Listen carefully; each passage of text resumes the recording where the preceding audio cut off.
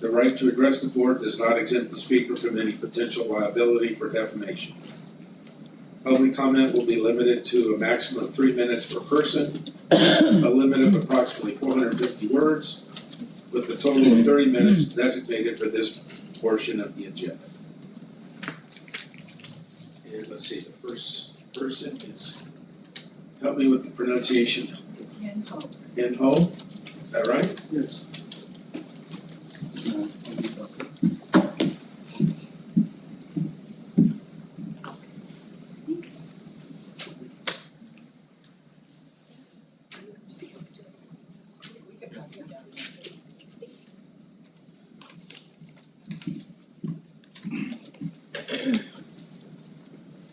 Good evening, President Anthony Silva and the governing board, and good evening, Interim Superintendent and David Lateague and the cabinet.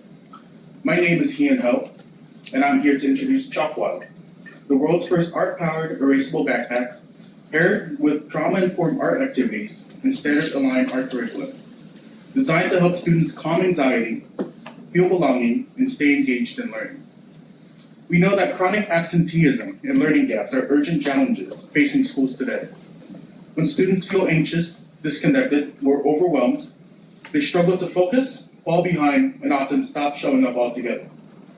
That is why we are here today. Chalkwild provides a creative therapeutic outlet to help students regulate emotion and feel a sense of joy in their learning. Our trauma-enforced curriculum uses art as a healing tool, helping students process emotion, develop self-esteem and resilience, and connect with peers in a safe, non-verbal way. The Chalkwild backpack extends this experience beyond the classroom, giving students a wearable canvas for self-expression anytime, anywhere, and everywhere. When students feel seen, heard, and valued, they show up, physically, emotionally, and academically. We invite you to join other school districts and bring Chalkwild to Turlock Unified. You can help more students start and end each day in a calm, focused state, ready to learn, participate, and thrive. So, is it a radical idea to bring more joy and creativity into education? Is this a bad time to seek your guidance to explore how we can partner to empower Turlock Unified students and strengthen your district's commitment to well-being and success? Thank you for your time. We look forward to working together. Thank you. Charlie Yin, did I pronounce your name right? Yeah, no, he's the one that the president's taking. Oh, Okay. So it's the same group. two different. Yeah, thank you. Okay. Is there anyone else who would like to address the board?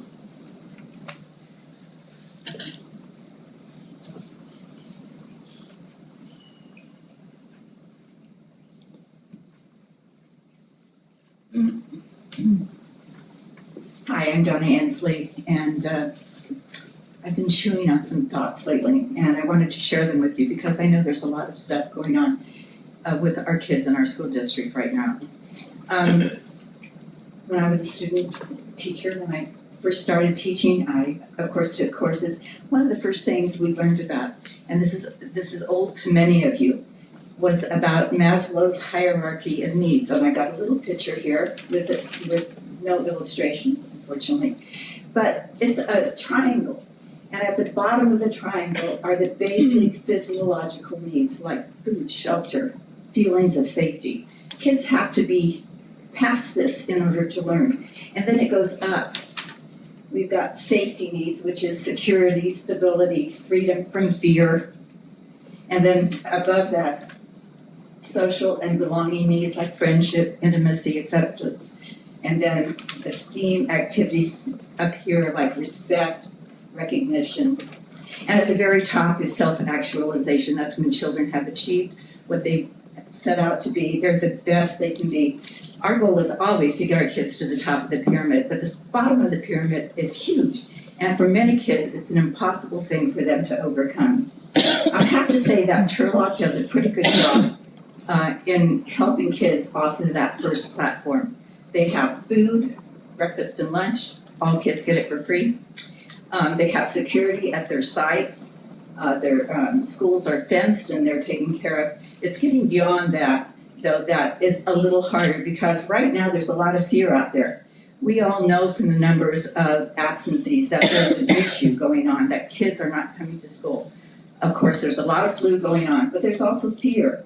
What would happen if I sent my child to school and I was picked up and taken off somewhere? It's a real fear. You and I may not feel that fear, but there are a lot of kids in our school districts who are there. And so what I'm asking you, and I just got off my notes terribly here, but what I'm asking you is for you to be transparent in what the procedures are if this does happen to a family. Do they really know what would happen? I went and looked at the website and I noticed that you have lots of codes that are listed there, but they're not the clearest written codes. Could they be simplified so families could really understand what those codes are? The state of California and the school district of Turlock are very supportive of families in this situation. Does everybody know that? Have we made that explicitly clear that you're not turning anybody in, that you're not pushing anybody away because they're immigrants, that they have the right and the opportunity for an education for their children, and that you support them and that's your time? Thank you very much. Thank you. Mm-hmm. Is there anyone else who would like to address the board?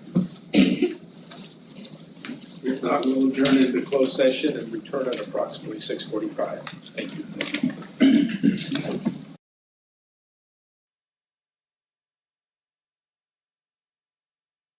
Be light. Anyway, welcome everyone to this meeting. Let the roll call show that all board members are present and there was no action taken in closed session. At this point, Ms. Henderson, you're on. Good evening, President Silva, board members, Interim Superintendent Latta, Cabinet, and this evening's many guests. I am honored to introduce one of our Mustang scholars who embodies the character trait of kindness. Caleb Bennett, come on up.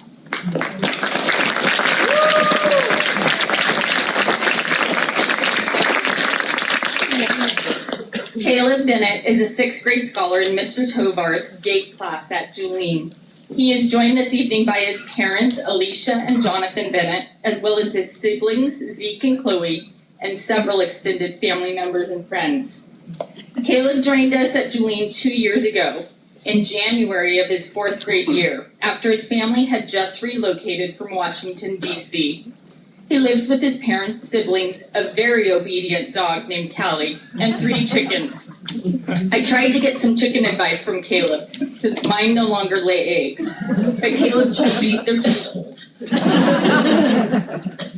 Caleb states that he enjoys several things about Julene, including various enrichment opportunities for students, such as student council, the wellness club, 6th grade camp, and various sports or games.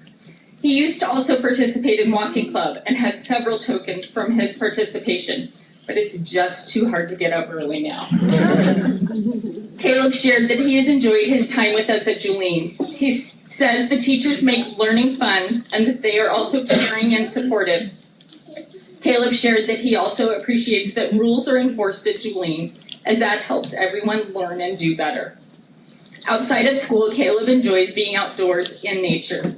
He loves to hike, run, bike, play soccer and baseball, and he also enjoys some occasional Minecraft gaming. Caleb's future goals include competing in a decathlon, as well as potentially becoming a mathematician for NASA. He has seen a few rockets launch and is very intrigued by participating in those endeavors.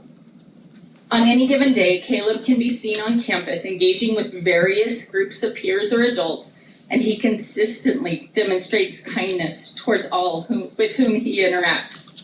In his words, life would just be easier if everyone were kind.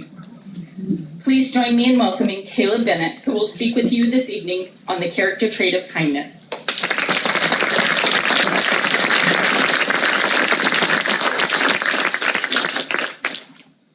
Hello, My name is Kayla Bennett, and I am in 6th grade at Julian Elementary School. I was brought here to give a speech on kindness and why it is important. I moved from Washington, D.C. 2 years ago to Turlock, and I've really enjoyed it. Some of my hobbies are running, piano, Legos, and much more.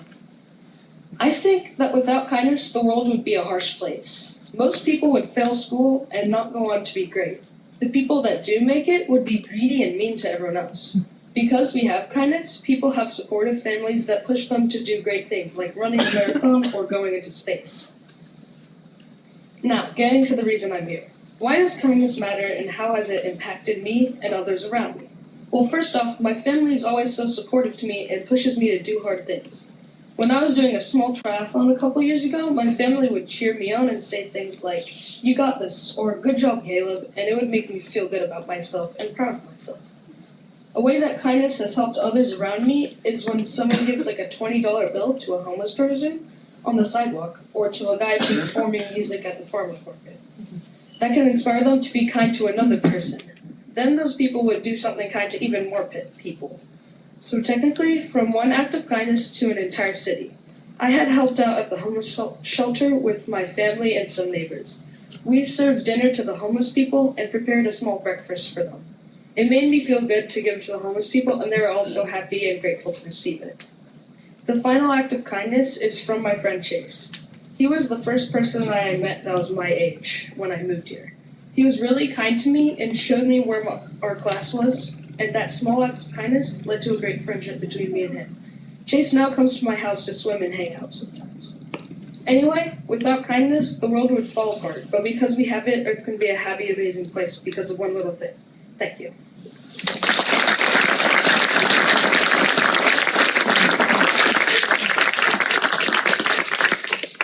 Thank you, Caleb, very good. Ms. Watson? Good evening, President Silva, board members, Superintendent Dave, Cabinet, and this evening's guests. I'm thrilled to introduce to you one of our Mustang students who demonstrates the character trait of kindness. Please meet Aiden Cruz, a 5th grader in Mr. Koppel's class.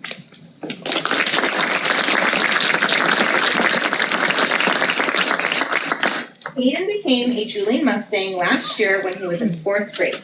Aiden said, so far, Mr. Koppel and Mrs. Sanchez, his 4th grade teacher, are his 2 favorite teachers. When asked why kindness is important to him, Aiden said, kindness is important because it spreads cheer to everyone. Kindness helps everyone feel comfortable with each other. Aiden said Julian students show kindness when they let other kids join a game of soccer or basketball. He likes Julian because of the amount of respect that is displayed on campus. Aiden stated that everyone respects him if he is feeling down or sad. One of his 5th grade friends, Levi, shows Aiden respect by helping him a lot when they play soccer. Aiden shared that if one of them trips, they show respect by helping each other out. Outside of school, Aiden enjoys playing with his 2 brothers. Aiden is the oldest in his family and has 2 younger brothers. He has a baby brother he enjoys playing toys with inside the house, and a younger brother he plays football with outside. Aiden wants to do good in school and get a college degree. His goal is to go to college to become a police officer. He wants to be a police officer like his dad and follow in his dad's footsteps. He said he would also like to be in the NFL.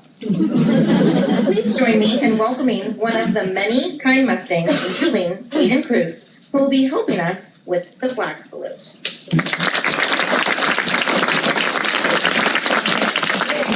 Please stand. Right hand over your heart with care and respect. Ready, salute. I pledge allegiance to the flag of the United States of America and to the republic for which it stands, one nation, under God, indivisible, with liberty and justice for all. You may be seated.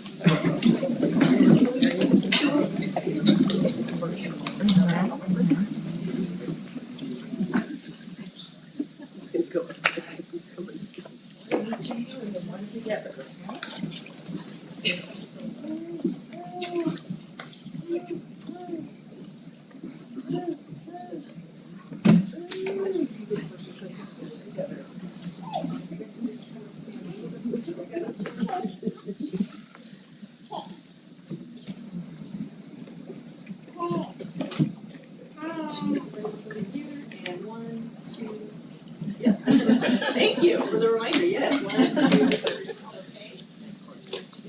and then each of one of you, Mr. Silva, so. Okay, look at the one. Okay. A little bit closer together. There we go. Ready, 1, 2, 3. All right. And Janine, are you up for some words? Okay. You want to talk about the kids? Okay, awesome. I know. Stay. Here we go, ready, and 1,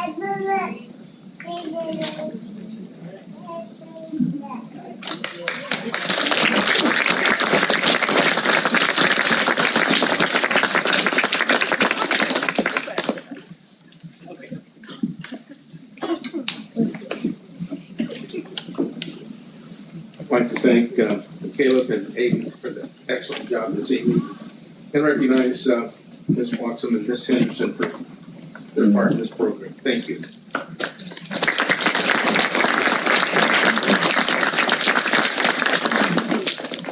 Next is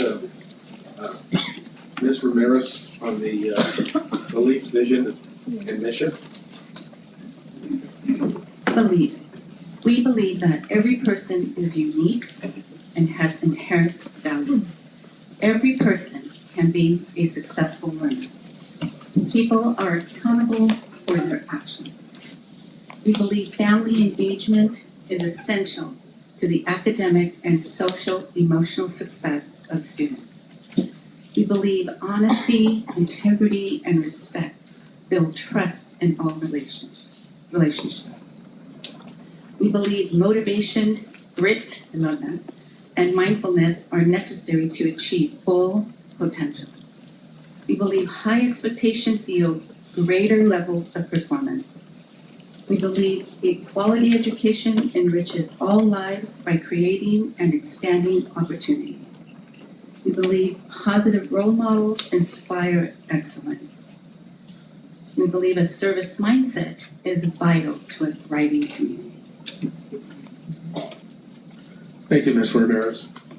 Before we move to approve the agenda, we need to remove from item 21 the proposed classification of certified occupational therapy assistant, visual arts. Oops. Did I jump? Is it in here? Oh, I see. Certified occupational therapy assistant, COTA. And we'll place that on next meeting's agenda because it involves some fiscal matters. Any questions about that? If not, if I could have a motion to accept I move. the agenda. Debbie, Ms. Martinez moved. Mary, help me out here, come on. She was before me on second. Ms. Jackson moved. Ms. Ramirez, Ms. I make a move to accept the Okay, consent and this is a roll call vote? with the amendment. Yes, thank you. Ms. Yeah, what's your name? Aye. Debbie? Aye. Ms. Amy? Aye. Ms. Martinez? Aye. Ms. Ramirez? Aye. Mr. Shields? Aye. And Board President votes aye. Motion to accept the agenda is approved. At this time, I'd like to call up Angela Freeman for the donations. Good evening, President Silva. Excuse me here. If the I know it's a school night, and if the families and the kids want to leave, you're welcome to stay, but if you want to leave, you're more than welcome to leave at this time. That's up to you. And thanks again for your part.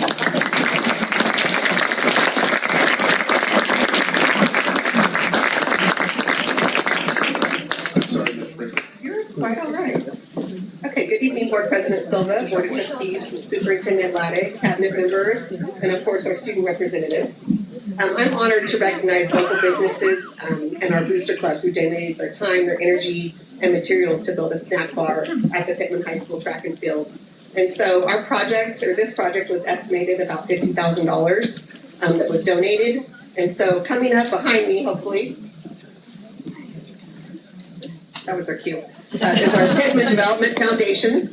They donated $5,000. This is a booster club that really focuses on facilities for our school site. They've been around for quite a while.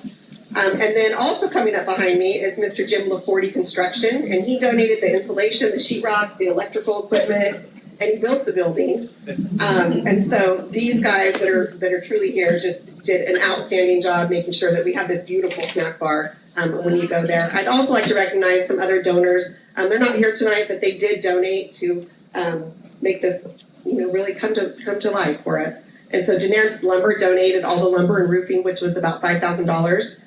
And then Garreau Electric donated, Green Valley Plumbing, California Build Products, Best Choice Heating and Air, Mid-Valley Door, and Elite Finish Supplies. And so if you're out ever at the Pittman track and field, definitely check out the snack bar because it is beautiful. It is absolutely beautiful. And it has air conditioning and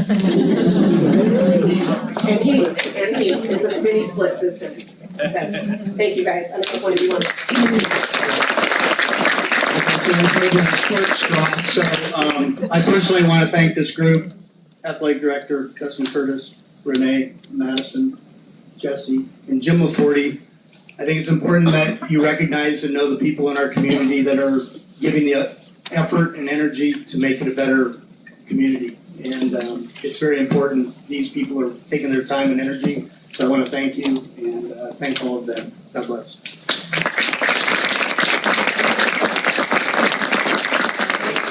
Do it right there, get the picture in the background. I had read this, didn't really well.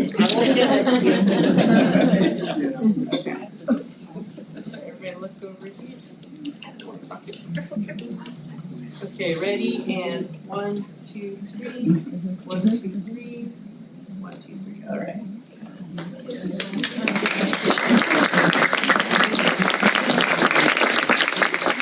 Thank you very much. Next up is Ms. Russell. No, I'm not going anywhere. I don't think it's Oh, I'm sorry. I think it's still me. No, I think it's me. No. Never mind. I'm on the slide. Go ahead. Okay. So our Pittman High School Aquatics Boosters Club, they started a few years ago, and they've really done a lot for our students with buying new equipment, gear, and just so much more. And last year, our booster club came to me, specifically Mike DeRose, and he asked if we could put a mural on the back of the locker room, which is on the pool deck. And so once we received approval, he went to work, he found the mural list, he got a donation from Kiwanis for $1,000, an approved donation through the boosters of $7,500. And then I also took some aquatic students to the Sunrise Rotary meeting one morning, and they presented to the club asking for a donation of $7,500. And so we now have this beautiful mural on the pool deck that is 18 feet by about 180 feet long, and you can kind of see a picture of it that's right here. It spans actually all the way past the left of that picture as well. So we're just really thankful. We don't have on Pittman High School, we don't have a lot that brands our school. We have some flags, and we have the Pride Rock Cafe now, but not a lot of high school type things. So this was a really big deal for us. So we really appreciate it. So I would like to have them come up here as well.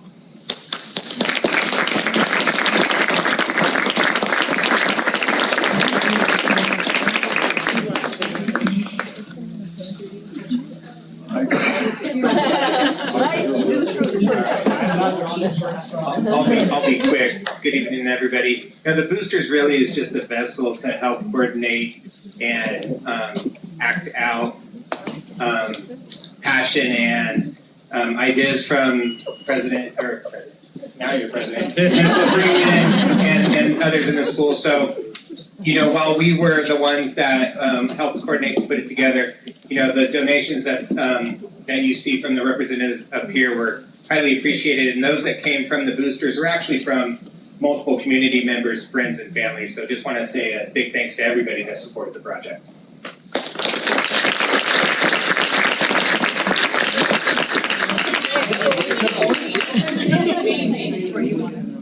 Okay. Those pictures. Come on, not in. Just, can we make like a second row maybe? Can we take a seat? Second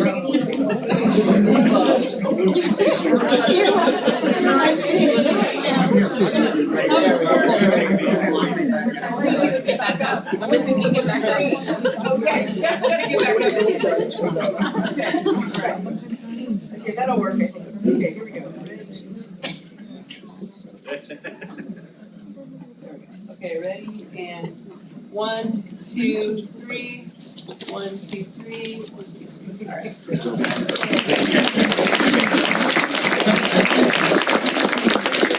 Thank you very much. Angela, you're on still?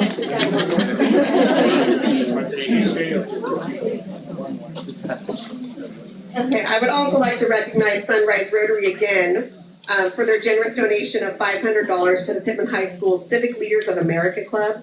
This money is helping with club transportation to events and conferences that they're attending. So we were really appreciative of that as well for Sunrise Rotary. So thank you.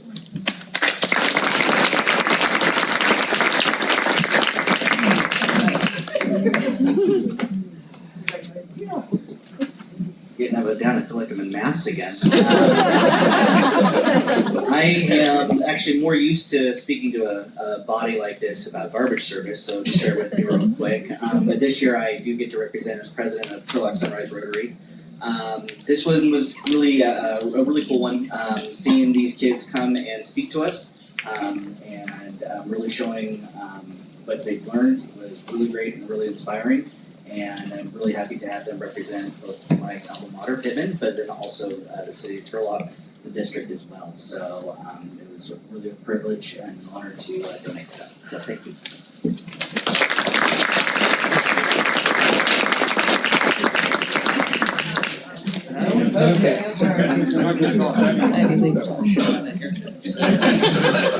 Is Sam looking? This way I'll try to get the least I think about. Okay, 1, 2, 3.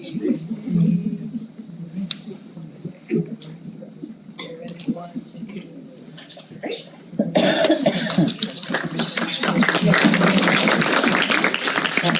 Thank you very much. Next up is Ms. Russell. For some reason, I thought I was going first on this whole long list, but we're going to be welcoming the Blue Man group, the Blue Shirt group back in a second. First, I'd like to recognize them for their $2,250 donation to the California Ivy League project, courtesy of last fall's barbecue for a cause. And for those interested, we will be holding another barbecue for a cause on February 26th, and I have tickets. And these funds will help support our students attending the April 12th through 19th California Ivy League Project East Coast trip, and will help us provide dinner to our 19 students, one of which we've already booked at Juniors in New York City's Times Square. And we will hold pictures till the end, I think, because I think this is all Kiwanis. Angela, why don't you come back up? Thank you, Marie. Kiwanis has done so much for our community and our schools in Turlock, and they just keep giving back to Pittman. So I just really appreciate this and would like to recognize them for $900 that they gave our high school key club, $750 for our wrestling program, and $1,500 for our girls basketball program. Thank you guys very much again. You're just doing tremendous stuff and tremendous work, and I know you guys work hard to raise that money. So thank you guys very much.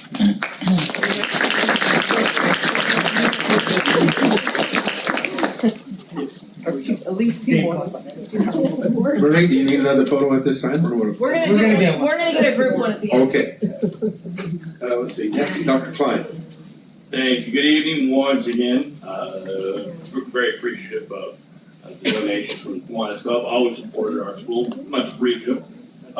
We have $550 towards our Turlock High Key Club, and then $750 for our Turlock High School band program, and then $500 for our high school girls soccer program as well. Thanks again, Kiwanis Club. We appreciate the support for our program.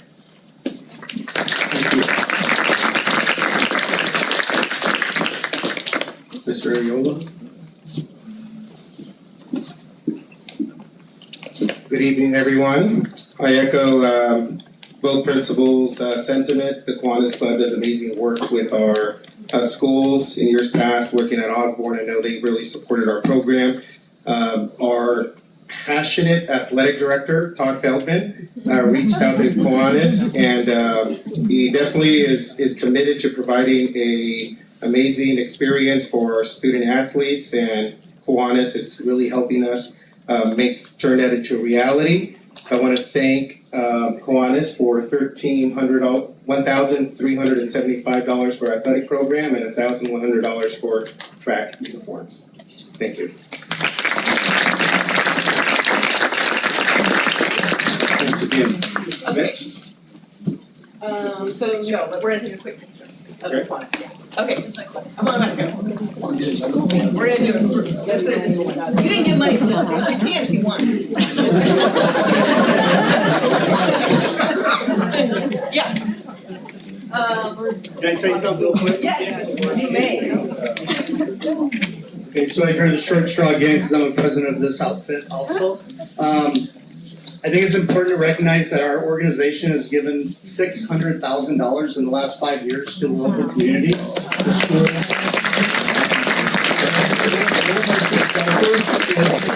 Partnering with organizations like Marie Russell's Ivy League Club, that Barbecue for a Cause, her club, specifically, we donated $7,000 back to organizations.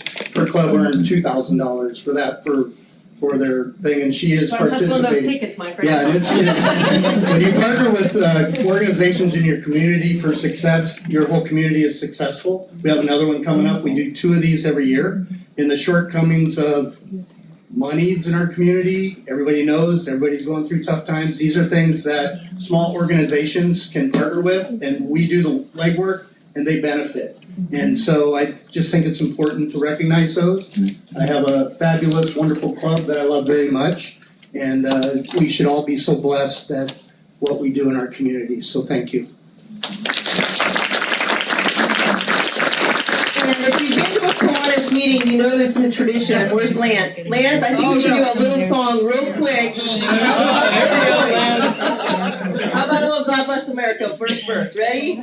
God bless America, when that I love, stand beside her and guide her through the night with the light from above, from the mountains to the prairies, through the oceans white with foam.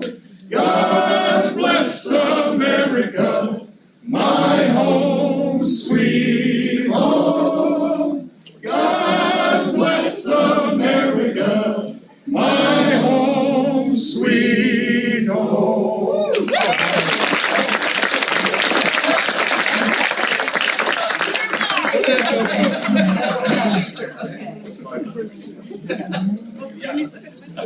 All right, ready? And 1, 2, 3. 1, 2, 3. 1, 2, 3. All right.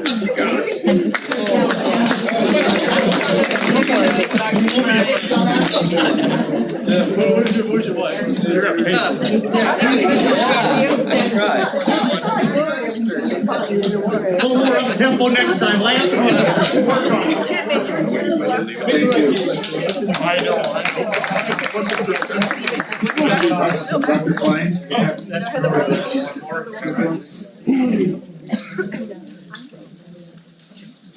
The wrong team. Hold on. Let me fix the slide. You want to go? That's one, right? All right, help me out.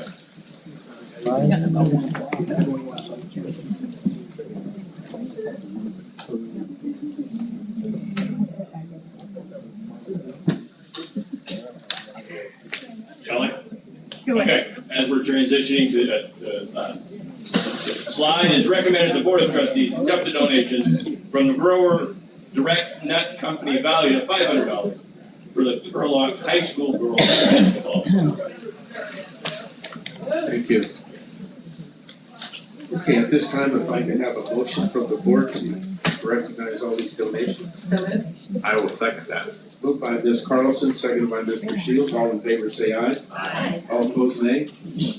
Board President votes aye. Motion carries. Again, thank the community for all their tremendous support.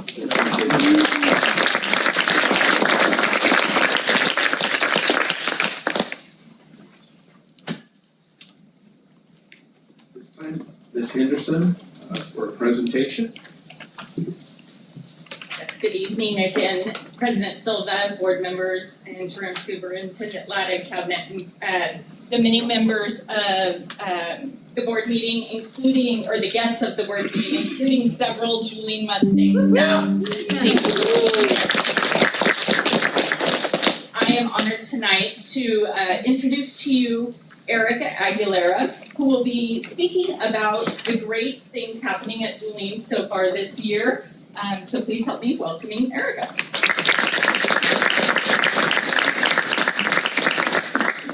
Hello, Turlock Unified Board and community members. My name is Erica Aguilera, second grade teacher at Julian Elementary. On December 6th, for the Turlock Neon Christmas Parade, our theme was Mustangs Are Electric. There isn't a truer statement for Julian Elementary. We are electric. The administration, staff, teachers, and most important part, our students, bring electricity to Turlock through pride, responsibility, character, and safety. Our administration, Jenny Henderson and Blody Bloxham, ensure the electricity of Julian by setting high expectations for all. Actively involved with our community and our student and staff culture makes anyone at Julian Elementary feel welcomed and supported.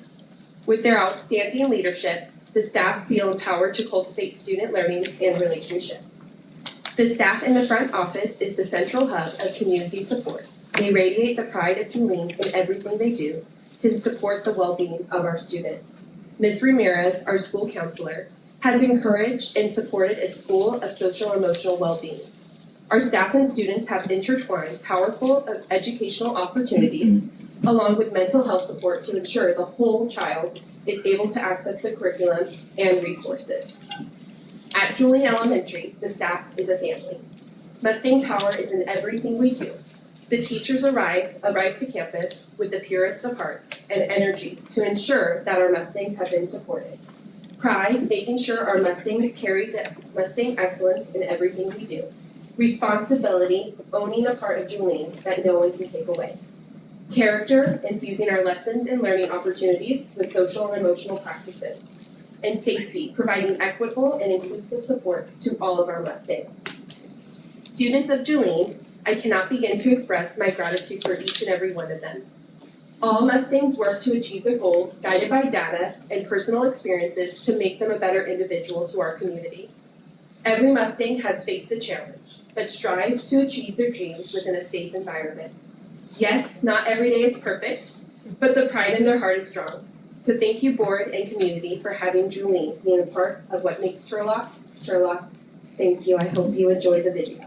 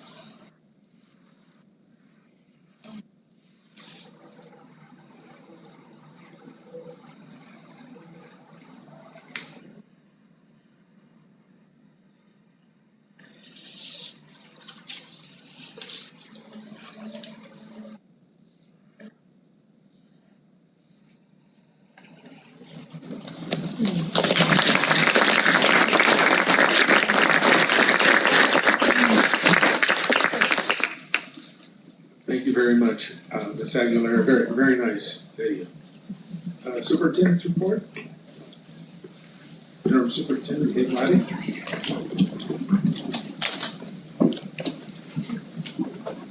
Good evening, thank you, President Silva, members of the board.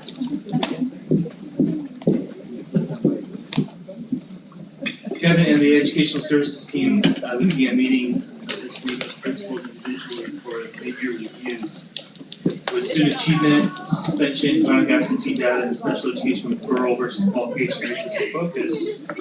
We can celebrate successes and provide support to our site leaders.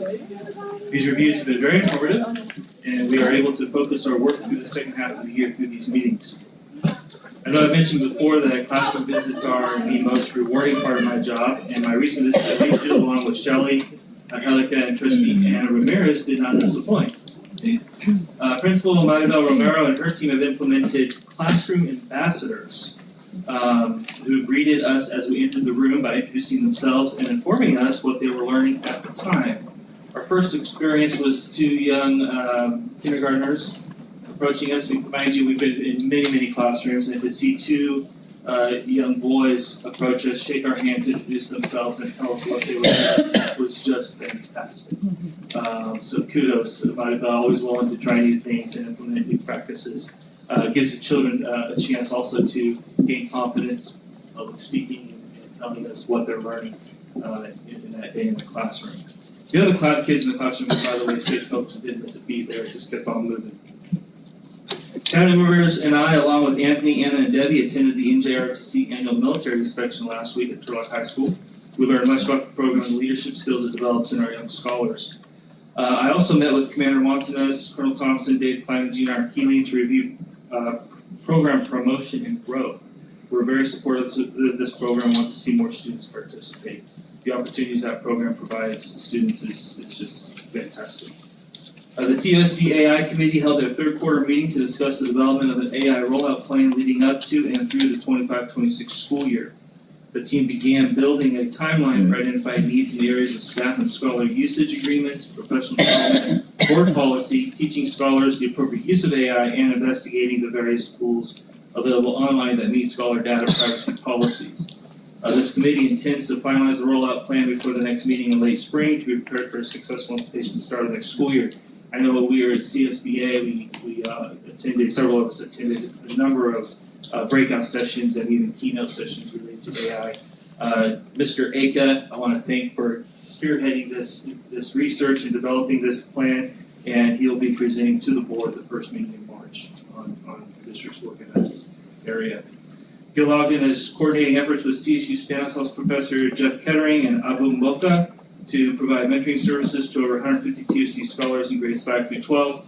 These scholars are mentored by college students from CSU Stanislaus that are majoring in criminal justice and plan to work with scholars and families. Many of the mentors in the program are first-generation college students, and they can connect with our scholars as many have similar life experiences. We have had considerable positive outcomes with this program over the years. I want to thank Gil for continuing this relationship with CSU Stanislaus.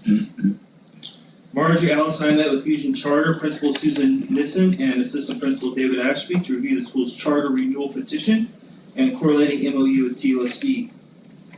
We, TUSD, provide the financial and programmatic oversight of Fusion, which is an independent charter, which we authorize. They will be taking it to their board for approval, and then it'll come to our board for this group for approval for renewal, which will take them through 2030 if the board decides to approve it. Erica conducted autism program development and review site visits to observe autism programming across the district. APDAR has worked to support the expanding autism program access for the last 3 years. Approximately 48 hours of PD has been provided to teachers that impact scholars in program development. PD topics include general classroom management, understanding autism, visual supports for scholars, sensory and motor support for scholars with autism, and the importance of independent work systems and generalization of skills. This is really important work. We're seeing a continued growth over, just since 2021, we have at least doubled the number of autism classrooms in our school district, and we do anticipate significant growth of this for the next school year as well. And Angelica facilitated a meeting with Turlock Gospel Mission where they presented to our community liaisons the vital services the mission provides to the community, including emergency shelter, case management, life skill programs, hot meals, clothing, and resources for individual and families experiencing homelessness. They also provide transitional housing support and connect people with employment and rehab services to help them achieve long-term stability. Really appreciate Angelica's work in this area as oftentimes our community liaisons do serve as that connection. Just as we run a lot of connections for services for folks who support families through our FRC, and help us gaining that information, that knowledge from community resources to connect to our school sites through the community liaisons. The district received recently $2,008,413 in state matching funds from new construction completed at Dutcher Middle School in 2022. This, of course, is exciting as these funds are designated to start up the next construction phase at Osborne. Margie and I attended the School Services of California workshop on the proposed governor's budget. This was an opportunity to hear an analysis of the budget as well. We'll hear a little bit more about that in just a few minutes. Super educational opportunity for me. Margie invited me to go. I said, heck yes, let's do it. So we'll hear more about that here shortly. I also want to say thank you to Meredith and the TTA Executive Board for the invitation to a funding and collaboration and building camaraderie last night's dinner. Good company, and I have to say Meredith did an excellent job with the microphone. A real natural on the public speaking stage. She did this meeting, and we've seen 2 tables, Turlock represented. Thank you, Meredith. Thank you, Interim Superintendent Laddy. Communication presentations at this time. Mr. Patel. Again, great program last night. Really enjoyed it. That's the reason I'm up here tonight. Good evening, President Silva, board members, Interim Superintendent Laddy, and cabinet members. I really wanted to get up here and tell you how much we appreciated you attending the second annual CTA Stanislaus Service Center School Board dinner last night. It was very well attended. I appreciate it, Patrick. We missed you, but it was a good evening. We had great company. It was a really good collaboration between the district, the board, and our e-board. We were able to have 6 of our e-board members there, which was amazing as well. So everybody has talked highly of it, and we really appreciate it. We hope that we can continue the collaboration that we have and for the better of our district, our students, our community. So we really appreciate it. Thank you. On behalf of our e-board, we really appreciate it. Thank you. Thank you, Mr. Patel. Announcements? Whoops, excuse me. Student reports. Start with our guest first. Miss Lauren Alvera from Turlock High School. Good evening, Interim Superintendent Ladig and President Silva, and members of the board. Sorry, can you hear me? Okay. Thank you for this opportunity to share the events and accomplishments happening at Sherlock High School. I am Lauren Olvera, and I'm happy to be here on behalf of Jasleen, who is representing Sherlock High School at Mock Trial. Starting off, ASB. We held our second semester club rush this past Friday with 25 clubs participating. We are in the ASB election season. Applications are out for the 25-26 school year. Members of ASB will be attending the Save Promise Club training on Wednesday and are excited to bring back more strategies and information to share with our TUSD community. ASB will be visiting Jolene on Friday for High Five Friday, and members of NJROTC and flag football will be joining us. Speech and Debate will be attending their final league tournament this weekend in Modesto. THS Mock Trial is heading to round 3 this Tuesday against Modesto, and we are currently second in the county. HYLC will be hosting a district-wide cluster meeting on campus Wednesday, February 5th. We are expecting 6 to 8 schools and 50 to 60 students, some participating in speech or art contests. Sherlock High School Thrift is fastly approaching and has taken about 4,000 Bulldog bucks in the last month. We provide warm clothing for free of charge for 17 students. 3 of our Winter Royalty nominees were presented in the Winter Assembly in clothing from the thrift. 15 THS students completed the community service hours working in the store, and we have successfully rehabilitated and rehomed 2 teddy bears. THS NJROTC completed its annual military inspection this past Thursday, and the Bulldog Company earned an outstanding in all categories. Thank you to the TSD board members and district superintendents and TSD parents for your attendance and support in the NJROTC program. 2 THS band students had the opportunity to audition and perform in the Stanislaus County Honor Band on February 1st. Aaron Martinez was first chair, and Oscar Balones was fourth chair for the French horn. The TSD Drumline and Winter Guard teams have their first competition this Saturday, February 8th at Riverbank High. In recognition of Heart Health Month, Sherlock HOSA is promoting self-care and mental health awareness in a new campaign focused on addressing the rise of vaping among students. This initiative is specifically targeting freshmen, helping them develop heart-healthy habits and effective coping strategies. Additionally, for the month of February, we're highlighting heart defects in our anatomy classes and physiology classes, raising awareness and fostering outstanding this important issue. Students will recognize the sacrifices healthcare workers do every day to help us, and we're looking forward to a great month. Sports. Winter sports are wrapping up in the next couple of weeks. Both boys and girls soccer are playing at home today. The girls' last league game at Grigori and the boys' last home game also against Grigori. Thank you, and it is my pleasure to represent Sherlock High School. Thank you, Laura. Very well done. Next, Pittman High School with Riley Rice. Good evening, Interim Superintendent Laddick, Board President Silva, and members of the board. Here's what's new at the Pride. It is a very busy week for the Pittman family. We are celebrating Hoops Coming Week and are kicking off Love Pittman. This week, 74 Hoops Royalty nominees from all the clubs and sports on campus will be recognized with sashes, lunch activities, and a rally on Friday where we will be crowning Prince, Princess, King, and Queen of Hoops Coming. We have a fun week of dress-up days, games, and a school spirit in preparation for the Hoops Coming game on Friday. We will have Raising Canes, games, a photo booth, music, and more Friday night before the game. We will have a slam dunk contest on Wednesday to bring students and staff together. Love Pittman is a school and community-based event to celebrate the kindness, inclusiveness, and pride on our campus and beyond. Each class has a week to celebrate and partner with other clubs and staff on campus and spread the positivity and love that we have. This week is also School Counselor Appreciation Week, and we want to shout out our awesome counseling team, Mrs. Cornell, Mrs. Frank, Mrs. Aguilar, Mrs. Soggy, Mr. Sanchez, and Mrs. McVeigh.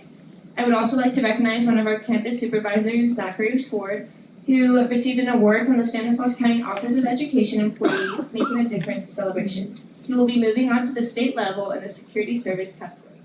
HOSA has opened up their applications for their members to participate in the 8th Annual Destination Medicine Conference and Series to talk with medical professionals and engage in hands-on workshops. The club has 4 members qualified for SLC in the following categories: extemporaneous health policy, medical terminology, prepared speaking, and veterinary science. HOSA also recently held a couple skill-related meetings, with one being on how to take blood pressure.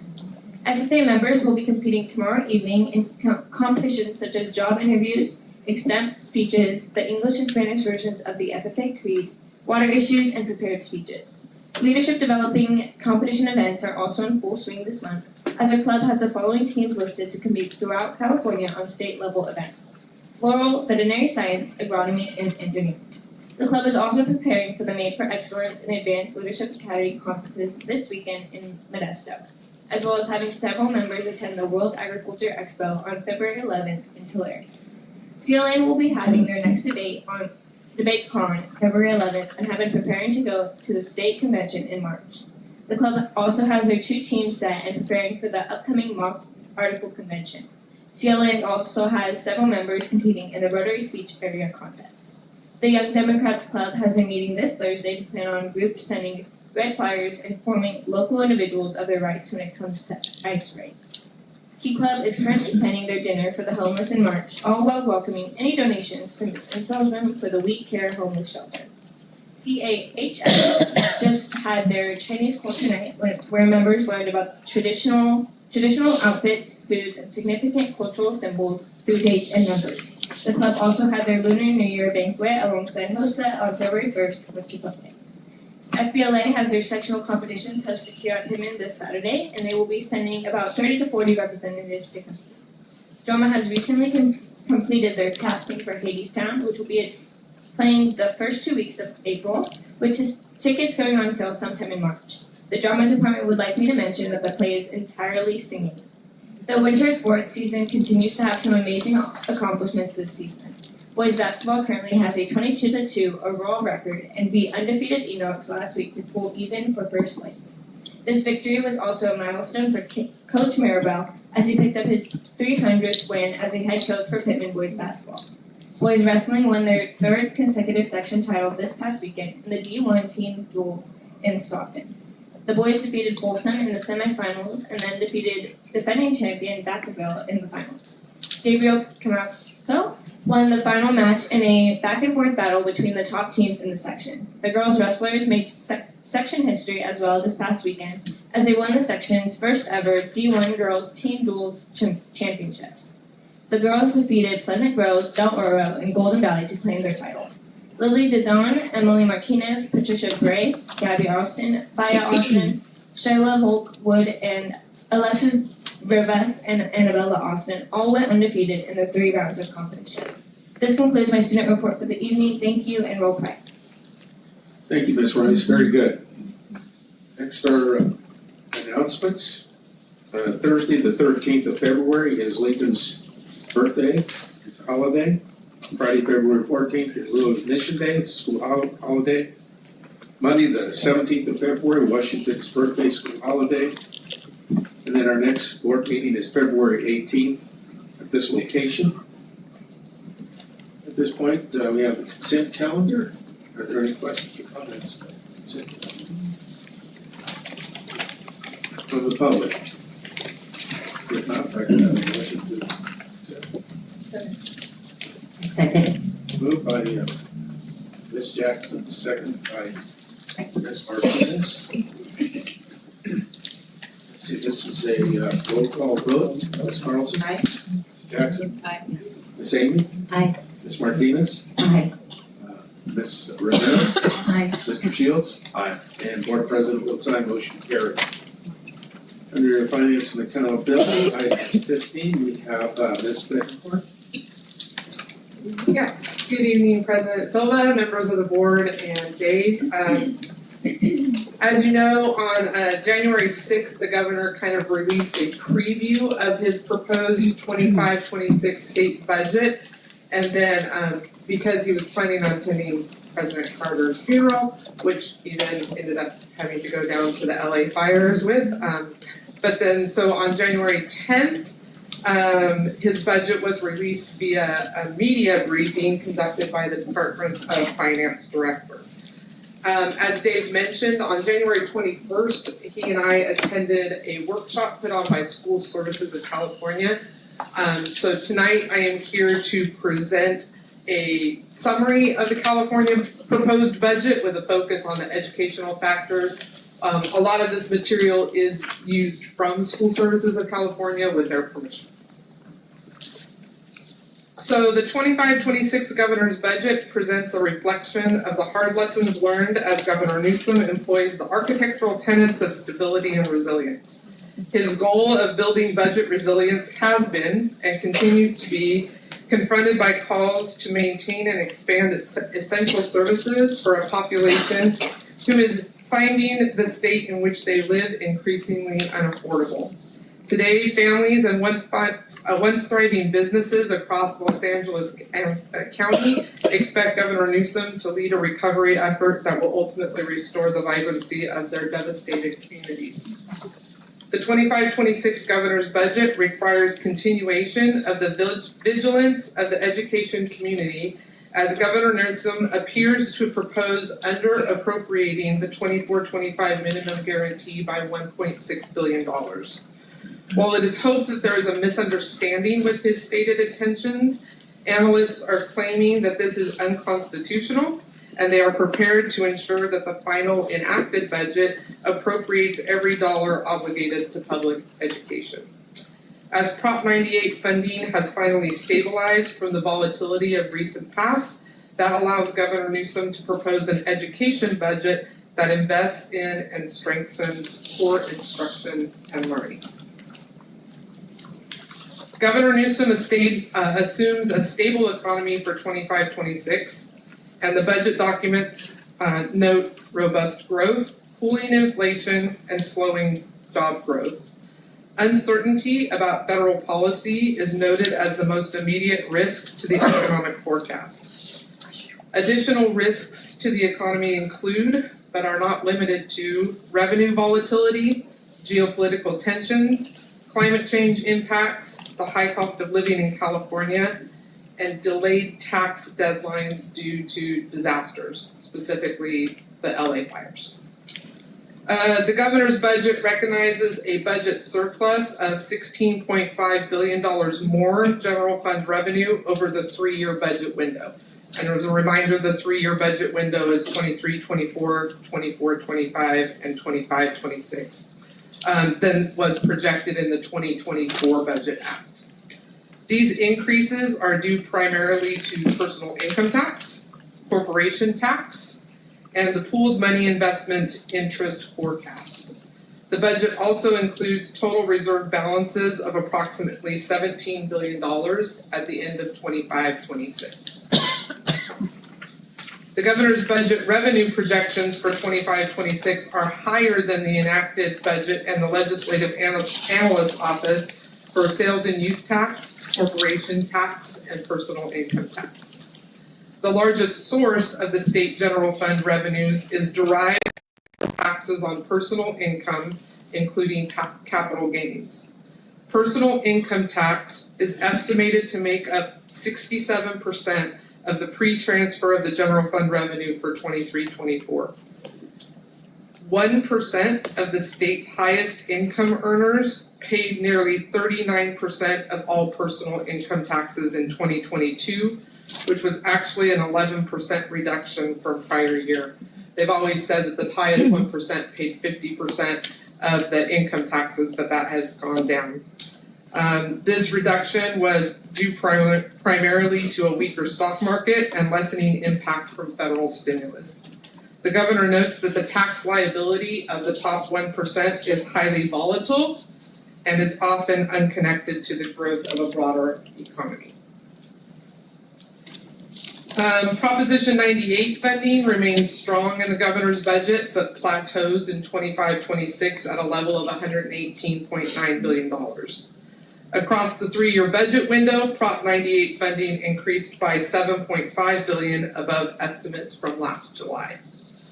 Citing risks to the general fund revenue projections, the governor budget proposes to appropriate 24-25 Prop 98 minimum guarantee of $117.6 billion, or $1.6 billion lower than the revised estimated level of $119.2 billion.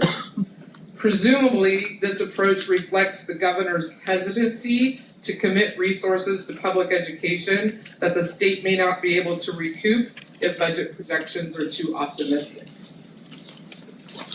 The governor is proposing significant changes to the rules that governing the budget stabilization account. Relative to the public education's reserve, because remember there's the budget stabilization account and then there's the public school system stabilization account, or some people call them rainy day funds. So there's the general rainy day fund and then there's the school system rainy day fund. Relative to the schools stabilization account, the governor's budget changes the $1.1 billion discretionary deposit to a mandatory deposit increased by $100 million for an account balance at the end of the fiscal year of about $1.2 billion. Additionally, in the 25-26, the budget assumes an additional required deposit of $376 million. After several years of one-time funding to support the local control funding formula, or LCFF, the governor's budget proposes fully funding the LCFF for 25-26 with ongoing dollars.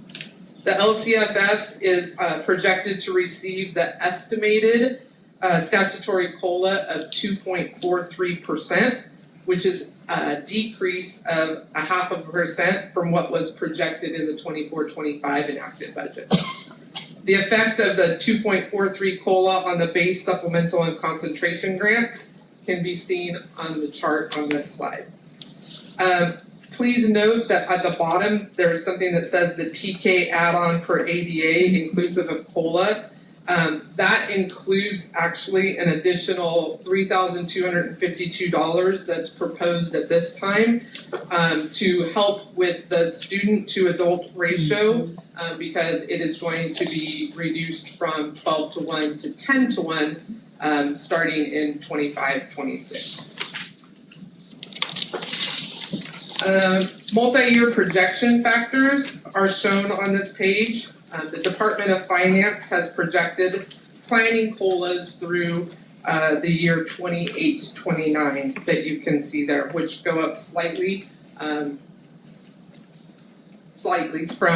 what the projections were before. If you look at the CalSTRS and CalPERS employer rates, as a reminder, the CalSTRS board can increase the employer contribution rate up to 20.25%, but they do not anticipate needing to do so. So the CalSTRS board is expected to officially adopt the 25-26 employer contribution rate this spring at 19.10%. That's the expectation. CalPERS updated its 25-26 out-year projections this past fall. The CalPERS board is expected to officially adopt the 25-26 employer contribution rate this spring and will probably adjust the out-year projections at that time.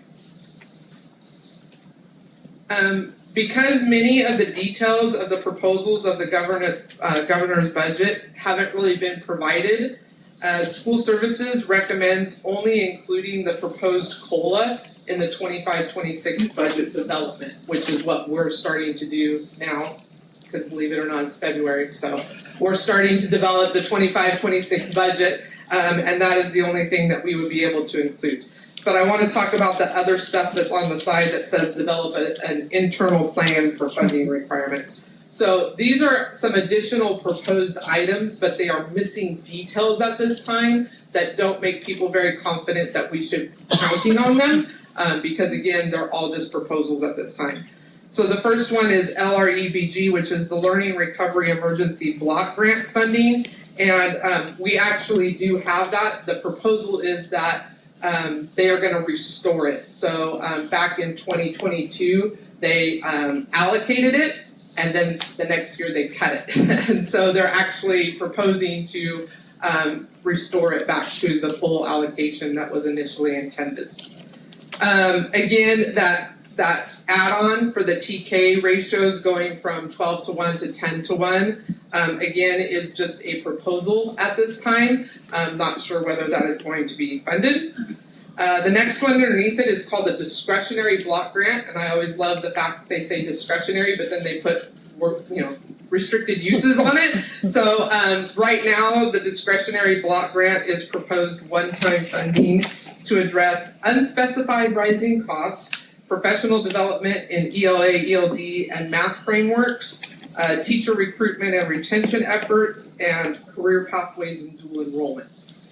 The next thing under that is the literacy and math coaches and literacy screening, which is proposed to provide funding for literacy and mathematics coaches in high poverty schools, and support implementation of the literacy screenings.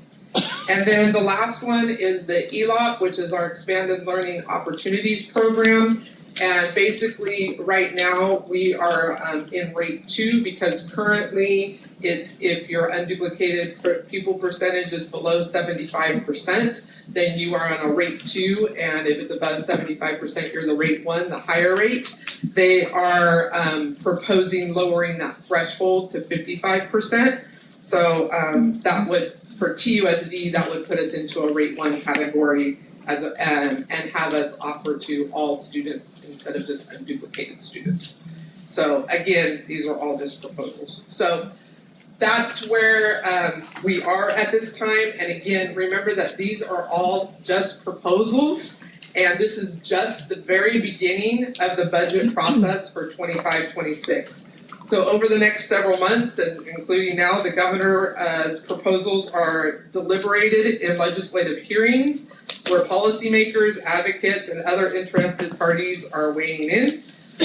So the next official thing that comes out is the May revise, which comes out about May 14th, and it just really remains to be seen as to whether the May revise will remain close to this proposal or it could completely change it. And you just never know. It just kind of depends on all of the processes that happen from here until then.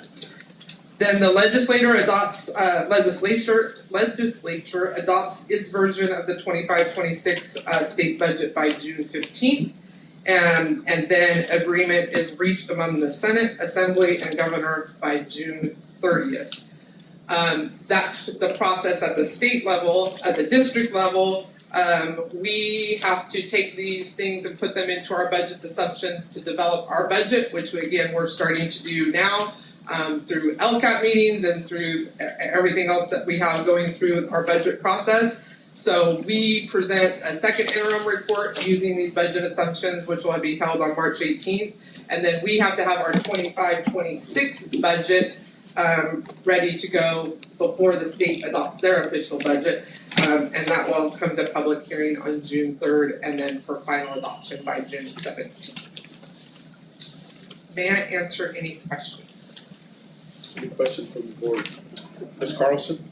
Thank you, Ms. Bettencourt. I always feel like you do such a good job of creating clarity about complicated topics, and also there's so much about it that's just moving. It's moving parts, and that's complicated too, and you're just the messenger. But thank you very much for the information and the thorough presentation.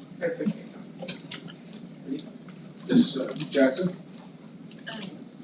Marjorie, will you explain to us the School Services of California? Is that part of? They're a privately owned company, but we rely on, we have membership to them, a district membership to them, as do a lot of school districts, because we rely on them for a lot of things. They basically take everything that's going on in the world and they kind of say, here's how it's affecting education, don't forget these rules, these laws, here's all the stuff from the budget. So they are basically the school analysts with all things budget and law related. They're reading every single line of the budget. They do. They are the analysts, which is why we which is why I love to take Dave to this thing so that he can hear firsthand from them. And that's also why I wait to present this to the board, because I always appreciate their analysis and their summation of such, so that then I can turn around and hopefully make it clearer when I present as well, because I use a lot of their information in front of me. I think it's important that for new board members, but as well as the public to know where we get this information. Yeah. I'm just a little frustrated that the LA County will not pay taxes. That means, again, it's like pushing forward, they won't pay until October. I understand why, or October 15. I get that. And it just seems like it's so frustrating. My one question was, going back to the rainy day fund, did they say anything if this is beneficial to us, or is this going to be something we need to be just aware of, and money will come out of other school money? So I'm not sure what you mean by beneficial, but basically the rainy day fund for the school. So like I said, he has his rainy day fund for the state, but then there's the public school rainy day fund. And so it was really depleted because of the fact that he was using one-time money to fund the LCFF. And so this is, based on projections, his way of building it back up and finding a way to fund LCFF money with ongoing money. So, but as far as the rules that he's changing about what triggers a deposit into or a withdrawal from, that is all still in the works right now. So I don't have an answer for you because I don't know the outcome of what those rules will be. And that's what is obviously interesting, the $100,000 question from the governor. Okay, thank you. I have other questions, but I will wait because we just really don't know. This is the skeleton. It is. This is what I used to say. This is the skeleton. Yeah, and this one really was missing a lot of details, I will say. So everybody's trying to go through and create trailer bills and all that kind of stuff to kind of end like all this stuff is going through. So this one was very was more skeleton than ones in past. Thank you. Understand. Ms. Ramirez? Jump right in there. Understand that these are proposals. The TK literacy and mathematics coaches for high poverty would Turlock benefit? So they haven't necessarily defined what high poverty is going to be because they always have like, that's the problem with these things. So sometimes they come out and they say high poverty, but then they'll come and say, oh, you must have an unduplicated rate of X, or you must have a socioeconomically disadvantaged rate of Y. But that hasn't come out in the definitions, so I do not know whether we would benefit or not. The last round of that, we did not because we did not qualify as a high poverty. Thank you very much. Sure. Ms. Martinez? Ms. Ramirez just asked that question that I was asking, so thank you. Any other questions or comments from the board? From the public? Again, Ms. Bedford, thank you very much. Very helpful. Next item is educational services. It's an action item. 16, Ms. Elise. Good evening, Board President Silva, board members David, and Executive Cabinet. At the last board meeting, I presented the district's Two-Way Bilingual Immersion Framework as an information item. This evening, I'm bringing the framework for approval, and I'd like to just reiterate a few key elements of the framework. And those elements are found in Chapter 8 program policies, and there's 3 I wanted to particularly highlight. Enrollment procedures include requiring parents, guardians to attend the Two-Way Bilingual Information Session. They also require parent guardians to commit to a required language assessment for their child so that we can ensure that our classrooms within our Two-Way Bilingual Immersion program are linguistically balanced. And it also requires parents, guardians to sign a commitment form annually to maintain enrollment. Second element, struggling learners in our Two-Way Bilingual Immersion program are supported through a multi-tiered system of supports for academics, behavior, linguistic, and social and emotional supports. If a student continues to struggle after receiving targeted tiered intervention, an additional intervention would be the student being exited from the program. The student would return back to their home school of residence, where the student will continue to receive high quality instruction and continue to access tiered systems of support in English. And third, students with disabilities. Students with disabilities are welcome to participate in our two-way bilingual immersion program, and an IEP does not preclude a child from entering the program.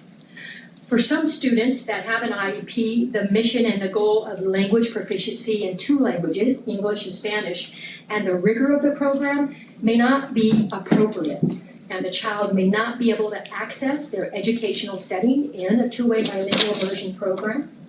So if a child is not able to show reasonable progress in language acquisition in two languages and or academic growth and grade level expectations, a recommendation will be made by the IEP team for the most educationally appropriate placement and support that child, which could include returning to an English-only program that would reduce their additional requirement of learning two languages in English and Spanish. It is recommended the Board of Trustees approve the district's two-way bilingual immersion framework for Osborne, Wakefield, and Dutcher Middle School. Are there any questions from the board? I have a question. My question would be, because I sat in those spaces where we have had IEP students and then they just can't warm up to the dual emerge program where they can speak just the language at hand. And so are we letting these families know? Are we screening them before we get them onto the lottery, onto all of that process, and then at the end when we sit at a table and say your child doesn't qualify for ABC to XYZ? Are we being mindset? Yes, our framework does that. I think there's a couple of things.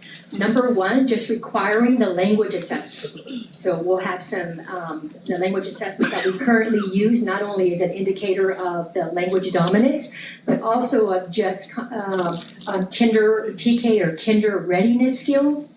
The other is we also have where the commitment form annually. We want to continue to increase the parents' knowledge of a two-way bilingual immersion program. So our framework will now require that. It'll also require parents, guardians to attend that information session where they get that information. Two additional things, our framework also outlines, the task force was really adamant about biliteracy achievement levels within our pathway. So there is like a checkpoint, so to speak, at third grade, fifth and eighth. Before it was just at fifth grade. So third grade, we still is time for that child to continue to learn and be successful. But that is the first kind of checkpoint where we may need to say your child is not progressing, and here's the data that's showing that.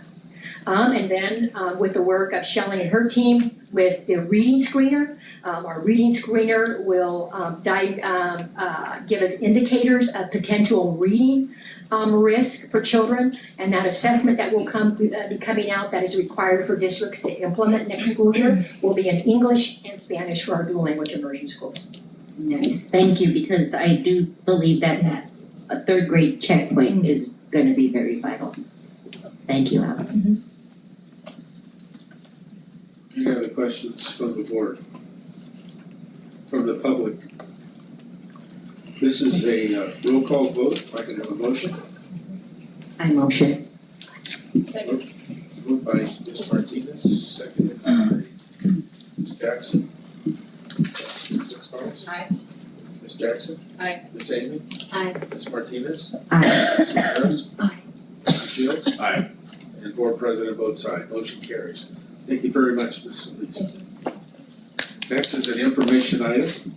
Item 17, Ms. Huerta. Welcome. Good evening, Board President Silva, board members, and to Superintendent Lade and Amnek. Happy to be here this evening. have a presentation on the governance of the Head Start program.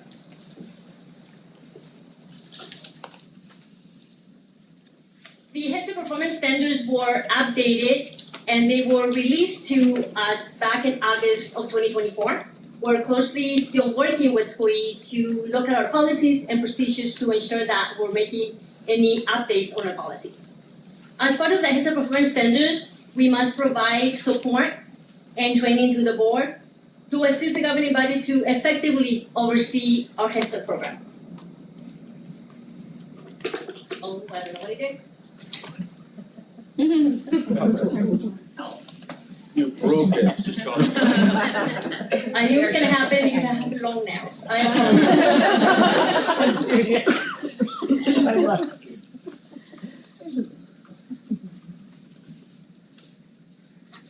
Okay, here we go.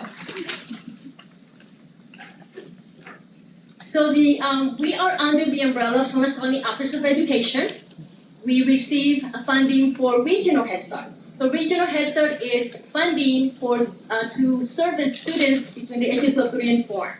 So there's other 7 of the districts that also are receiving regional Head Start funding to provide services within San Luis County.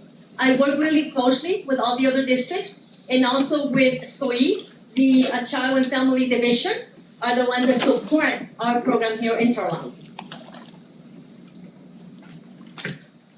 We have Head Start in 4 different elementary schools.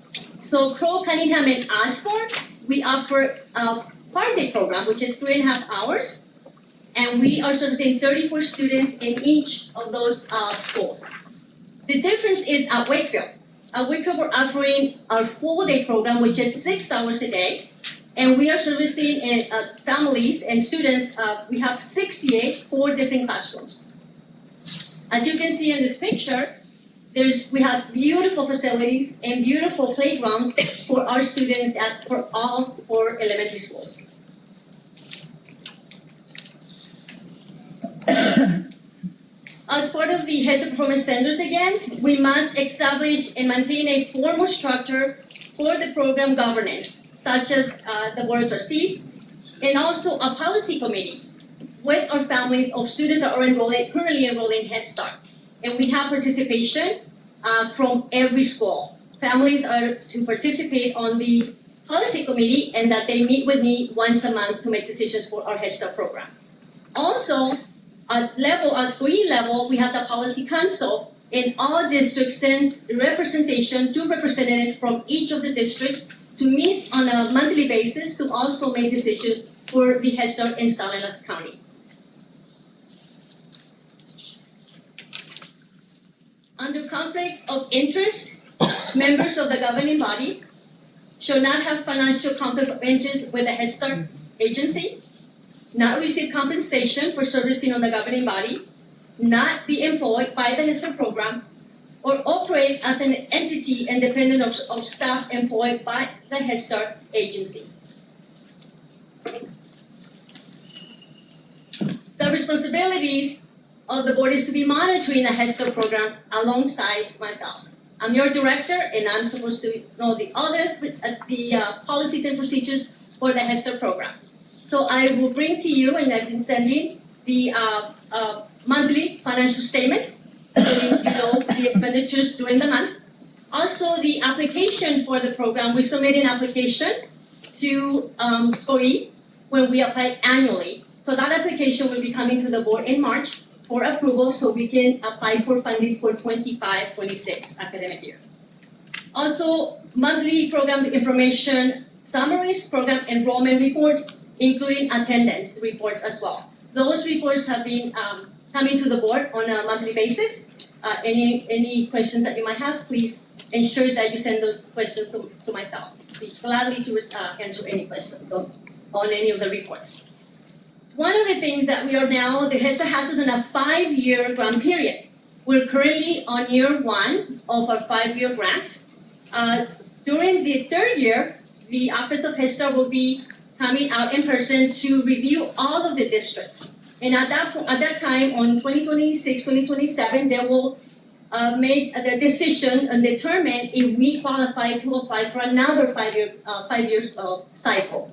So I have sent a information to the board regarding that we are currently waiting for on February 18th to the 20th. We have this year our review from the federal government coming out, but they're going to do it virtually and mostly with our WISCOE directors.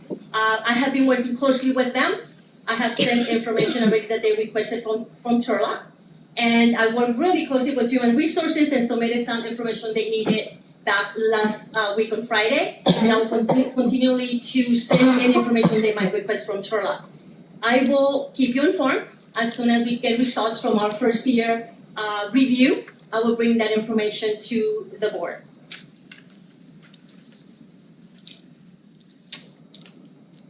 I think they missed us out talking. I apologize for that. I wanted to share something with the board to finish on a positive. I wanted to share the curriculum for our program. Also, the heads of performance standards guide us on the curriculum that is approved by them. And it must be a curriculum that is research-based, play-based, hands-on curriculum and also to be aligned to the California Preschool TK Learning Foundations for California for us. And so the graded curriculum that we are using is based on the fact that learning should be made relevant to students' everyday lives for our little ones. So there's studies that the teachers work with the students, and the studies, for example, studies of pets, studies of roads, clothes, gardening, and as I'm showcasing here, the study of trees. So they start on the first 4 to 6 weeks of school. They do at the beginning of the year study. And that study is focused 100% on the social, emotional, and well-being of our students, on making that transition from home to the environment at school. So there's a lot of that on that beginning of the year, a lot of the getting to know their peers, making those connections with the adults in the classroom, and also getting to know the environment where they're going to be the rest of the year. So there's a lot of the social skills happening during that first 6 weeks of school. Then they end at the end of the year to transition them either to TK or kinder. They end with the study of kindergarten. So a lot of activities happening those 4 last days of school to transition our students, a smooth transition, and to TK or kinder. One of the other pieces from this curriculum is parent involvement. That is huge for our curriculum. Our teachers immediately, when they're going to begin the studies, they inform the parents. They send a letter, letting them know, for example, here of trees. We're going to be studying trees. They give them ideas of what they can be doing at home. They provide books or activities that they can do at home. And then also the parents start bringing stuff for the kids to use in the environment. As you see on these pictures, the environment starts transforming every single interest area, the block area, the reading area, the playhouse that you see here, transforming into that study that they're using. A lot of hands-on activities, the teachers, data dictation, finding out what it is that the little ones know, and what is your interest, what do they want to know, and really getting in the interest of the students as they're doing those hands-on activities and projects.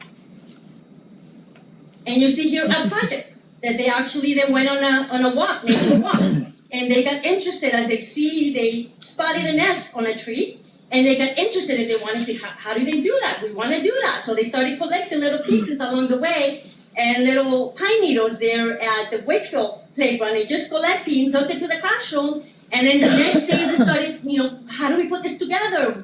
Some of them blew all over the place, it didn't work, so it took, questioning and writing what other ideas from everyone, and then there's the project that they were able to make this amazing 3 and 4-year-olds. I am just so proud to see that. So next, the other piece also, that's what I just showed you, is inside the classroom, right? That's the environment. Bless you. So outside, for our program, our students are there, like I said, 3.5 hours or 6 hours. They need outside time. 3.5 hours is required between 30 to 40 minutes outside time. And the 6-hour program, they're at least an hour outside is what is required. So, but we tell the teachers, that study of trees, they take it outside. Every minute of the day when they're there is instructional time. outside or inside or outside in the playground. So much that they can do. You can see here they're using the, tree rubbing, and they're learning about textures and just looking at the trees. There's so much outside in the environment, and the kids love it. And that's the teachers go out there and are able to use any piece. And truly, we encourage the teachers every day, the outside time and instructional time. So then they end the study with a celebration. I love to go to the celebrations. The kids are so proud to show what they have accomplished in either 4 or 5 or 6 weeks of their study. They invite the families, they get to see what they have accomplished, they love to show their parents their activities, their projects that they have had during that time. And I want to conclude with something that we had our review back in December for our program. We did an annual monitoring review by SCOE. And so I wanted to share one strength that we received, and I'm going to read what they wrote for us, under the component of education. So they said 100% of the 4 classrooms assessed for creative curriculum fidelity by the grantee staff were rated at medium to high levels on the fidelity tool. In all classrooms, positive interactions, facilitation of learning, positive behavior guidance, and facilitation of math were observed, which promotes optimal learning environments and interactions with children. Implementation of the curriculum studies was evident in every classroom and every interest area. So we know that if our teachers are using the curriculum to fidelity, that's when we're going to see positive impact on child's outcomes. And I am really pleased and happy and feel blessed to really have an amazing early education team that works with the teachers, parents, my office staff, and working with TUSD teams. Every department has always supported early education and the principals. I cannot make this program run without every individual's help. So thank you so much for letting me present tonight. And at this time, are there any questions for me? Thank you. Are there any questions from the board? Mr. Shields. I apologize if I missed this. I just will questions regarding the policy council, right? So the policy council is put in place, it stated here, right, they're parents elected by their peers, correct? Correct. So that is within our program, or is that one of our delegates that represents us with the rest of the Head Start programs, or are you our delegate? I'm sorry.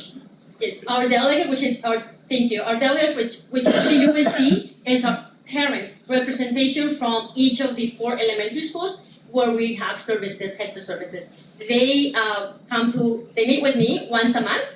We have an agenda, we have our bylaws and we have our minutes and everything, and they come and they're really involved and they really advocate for the Head Start program. Our parents within TUSD, our program, they select 2 representatives that represent TUSD with all the other 7 districts on county level. Gotcha. Okay. So 2 out of those people are selected to go then represent TUSD with the rest of the schools. Correct. Awesome. Okay. Thank you. I appreciate it. You're very welcome. Ms. Jackson? I just want to thank you. You deal with so many rules and guidelines, and you do it so well. And so I'm very appreciative. It's very appreciative. Thank you. Ms. Martinez? I too want to thank you. I've sat in your settings and I really enjoyed just sitting in the spaces in there, and keep up the great work. Thank you. Beautiful. You're welcome to come to any of my classrooms. They're yours. Any other questions or comments from the public? Again, thank you very much for such a thorough report. Appreciate it. Thank you.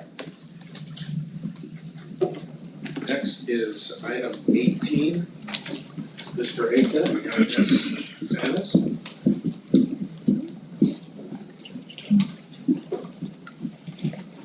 All right, thank you. Should we do our secret handshake? Shall we? We're up there again. I drew the short straw again. Get to do the opener here. Good evening, Board President Silva, members of the board, student representatives, Superintendent Lattig. Shelley and I are here to give a little bit of an overview, a review of what iReady is and the Diagnostic 2 assessment data that we're at right now.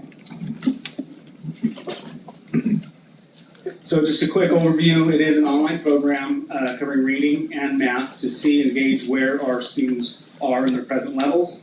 And we do this K11, I should say, consists of a diagnostic, so we give those 3 times a year at K8, twice in high school, which Shelley will go into those dates in a little bit. And personalized instruction, that is K8 only, those are online lessons, personalized for our students, very intuitive, and there's lessons and resources for teachers to be able to use, as well as students, and as well as the diagnostic being adaptive. So no student gets the same questions back to back. It gauges where a student, if they do well on a question, it's going to challenge them more. If they struggle, it's going to give them maybe a little bit lower level questions. So that's that adaptive piece. And the personalized instruction, again, lessons based on the individual skill level. In addition, there are teacher resources as well. And again, Shelley will go into a little more data on that. Okay, so iReady is administered 3 times a year, like you said. It's at the beginning of the year, the middle, and the end of the year to track student growth effectively. The first diagnostic was administered the second week of school. Students in grades 1 through 11 tested. Diagnostic 2 was administered January 6th through 24th. At that time, we added our kindergarten students. And Diagnostic 3 will be in May with administration to K-8 students only. The assessment is administered right there at the beginning of the year, and then we wait about 18 weeks to administer the second, so we can see that growth model. And then, like John said, we use the data and the results from it to inform our learning pathways for each of our students. Personalized instruction is for students only in K-8. It's not available to our high school students. Depending on students' skill level, lessons can be on grade level as an intervention for those below grade level or an extension for those above grade level. Efficacy on personalized instruction indicates that students who spend a minimum of 30 minutes working in personalized instruction per content area attain higher achievement gains than those that do not. Teachers also have the ability to go in and assign specific lessons related to content, and they also have access to lessons to support students in Tier 2 instruction, where students aren't on a device. The teacher can look and see how they're doing a personalized instruction or instructional groupings, and then pull lessons and administer those to students. This slide represents the reading growth between Diagnostic 1, which is represented on the bottom row, to Diagnostic number 2, which is listed right above it. If you look at that, for those of you that are new looking at this, we're shooting for all of our students to achieve in the green. That's early on or above grade level. So we started the year at 22%. Remember, the beginning of the year, we don't expect students to be achieving end of the year standard. So this is our benchmark. We want to work towards that. We're at 31% on grade level. I think what's more important when looking at this slide is not just the percentage, but the number of students that we're moving within those bands. So we've increased 844 students' proficiency to now being proficient, meaning that if they were to take the assessment right now, this time of the year, they would score a 3 or a 4 on SBAC. And then looking at those students at the other end in the red that are below grade level, we're decreasing that number as well. We've moved 829 students out of the red based on our interventions. This slide depicts the overall placement of each of our tiers in a multi-tiered system of supports. This indicates that 35% of our K-8 students are on grade level currently. 33% of students need Tier 2 support, and that's an additional support to meet grade level standards. And 32% are at risk, meaning that they're missing foundational skills that place them 2 or more grade levels below.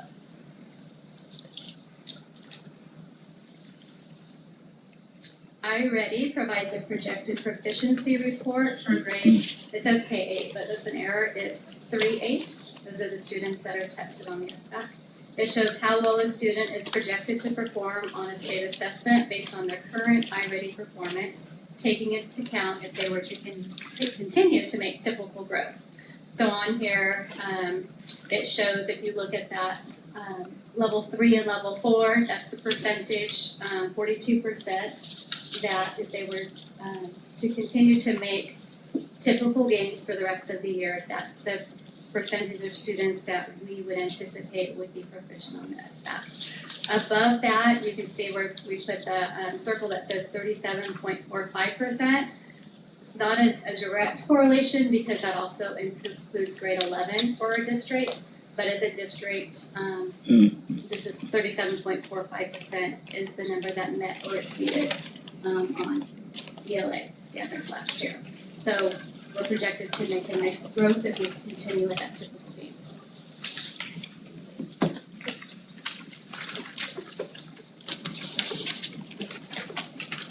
All right, I'll get into the math here.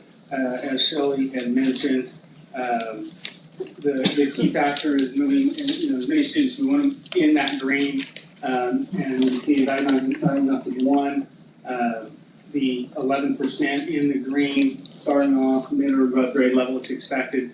They're just getting into that grade level, no instruction yet, to move up to 21% at that point at this time, which we'll discuss that projected proficiency as well.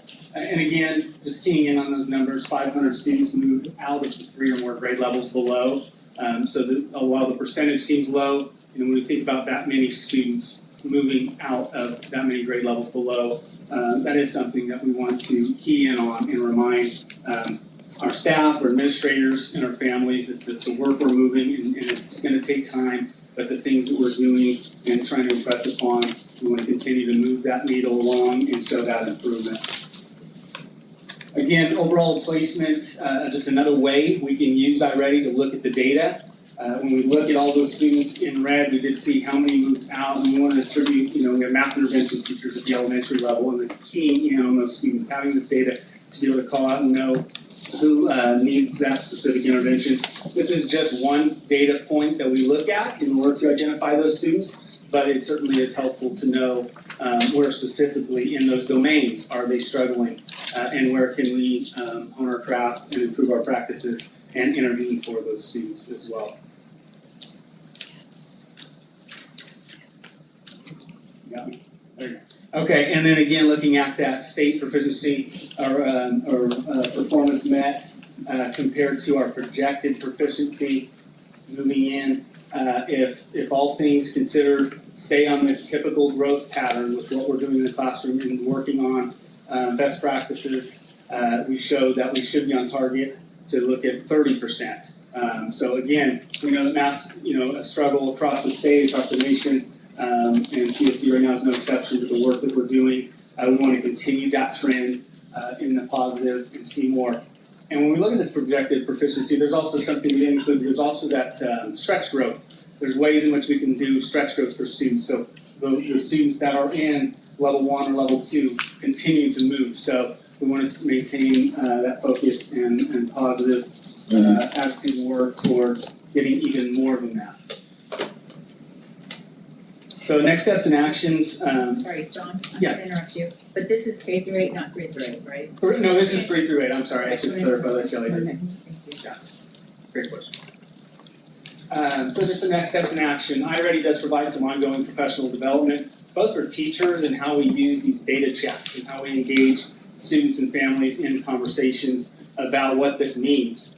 What do these iReady reports that we provide mean, breaking that down, as well as for our administrators, digging into reports as well.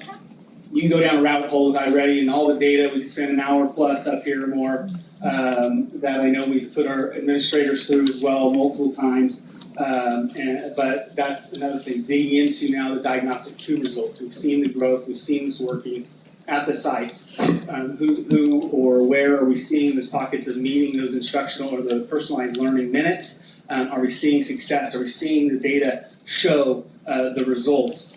And look at that. If somebody across the hall is doing something really well, why are we not mirroring that? And those are the things that we continue just looking into and working on. As mentioned, progress toward meeting those recommended minutes, 30 to 49 in each ELA and math. We want to see that. We're seeing sites do some creative incentive-based and just positive talk and working towards that, continuing to see more and more efforts in that area. One of the things I think that we're working on and continuing, and I think it is still an area for growth, is educating our families, understanding those reports more, maybe providing more opportunities or continuing to engage them in conversations. Using that data, if it is in an IEP meeting, or if it is in an SST meeting, or just I have a parent in front of me, and we can talk about their child's academic progress. So that's an area that we have, also at our fingertips. One of the things I want to mention though is we talk a lot about K-8 right now using iReady. We are looking at grades 9 through 11 and evaluating, is iReady the data point or giving us all the information we need? There is not personalized learning at this time, so there is no way in which I take a diagnostic and then I use iReady to use it as an intervention in 9 through 11. So there is not that. We want to make sure we're clear on that, and just making it using the data and having our high school teachers be able to use the data. So I've been in conversations with our high school teams today, THSELA team, discussing with the math teams as well. What other data or what would we look into? There are these things called interim assessment blocks put out through what's our CASP system, the state system, clearly aligned to those standards. So I just wanted to kind of call that out because we kind of focus heavy on the K-8 piece and that personalized learning. But that is something we're looking into. Can we ask any questions? Mr. Shields.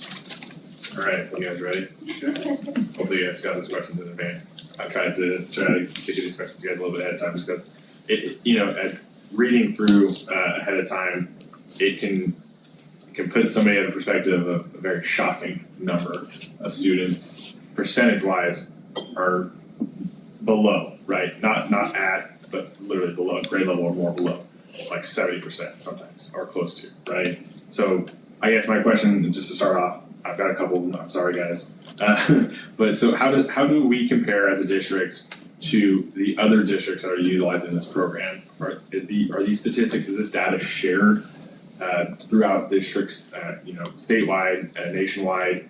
Is this program something that's able to do that, or how do we compare it to other districts using programs? So I know as local districts is different than state and national standard norms. So you have how we compare. So John and we just met with our iReady reps on Friday afternoon to review our Diagnostic 2 results. We're not able to view other districts because it's linked to our student information system, but they do share with us like the national trends and what they're seeing. They actually highlighted us last year at a county meeting for the progress that we were making in math. And then again this year, when they met with us, they said we're one of the few districts that is continuing to have that upward trend. It's not huge, but it's going in the right direction, where a lot of the other districts are flatlined.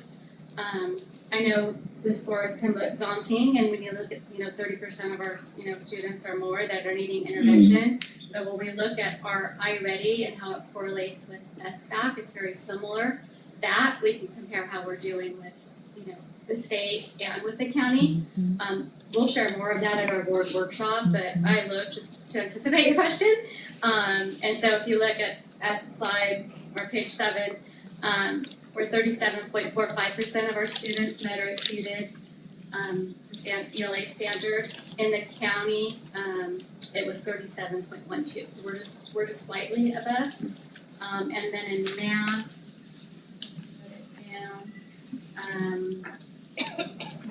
the county is at 24% and we're at 25.81. So for county, when we look at us at TUSD comparative to the rest of the county, our data looks better. Gotcha.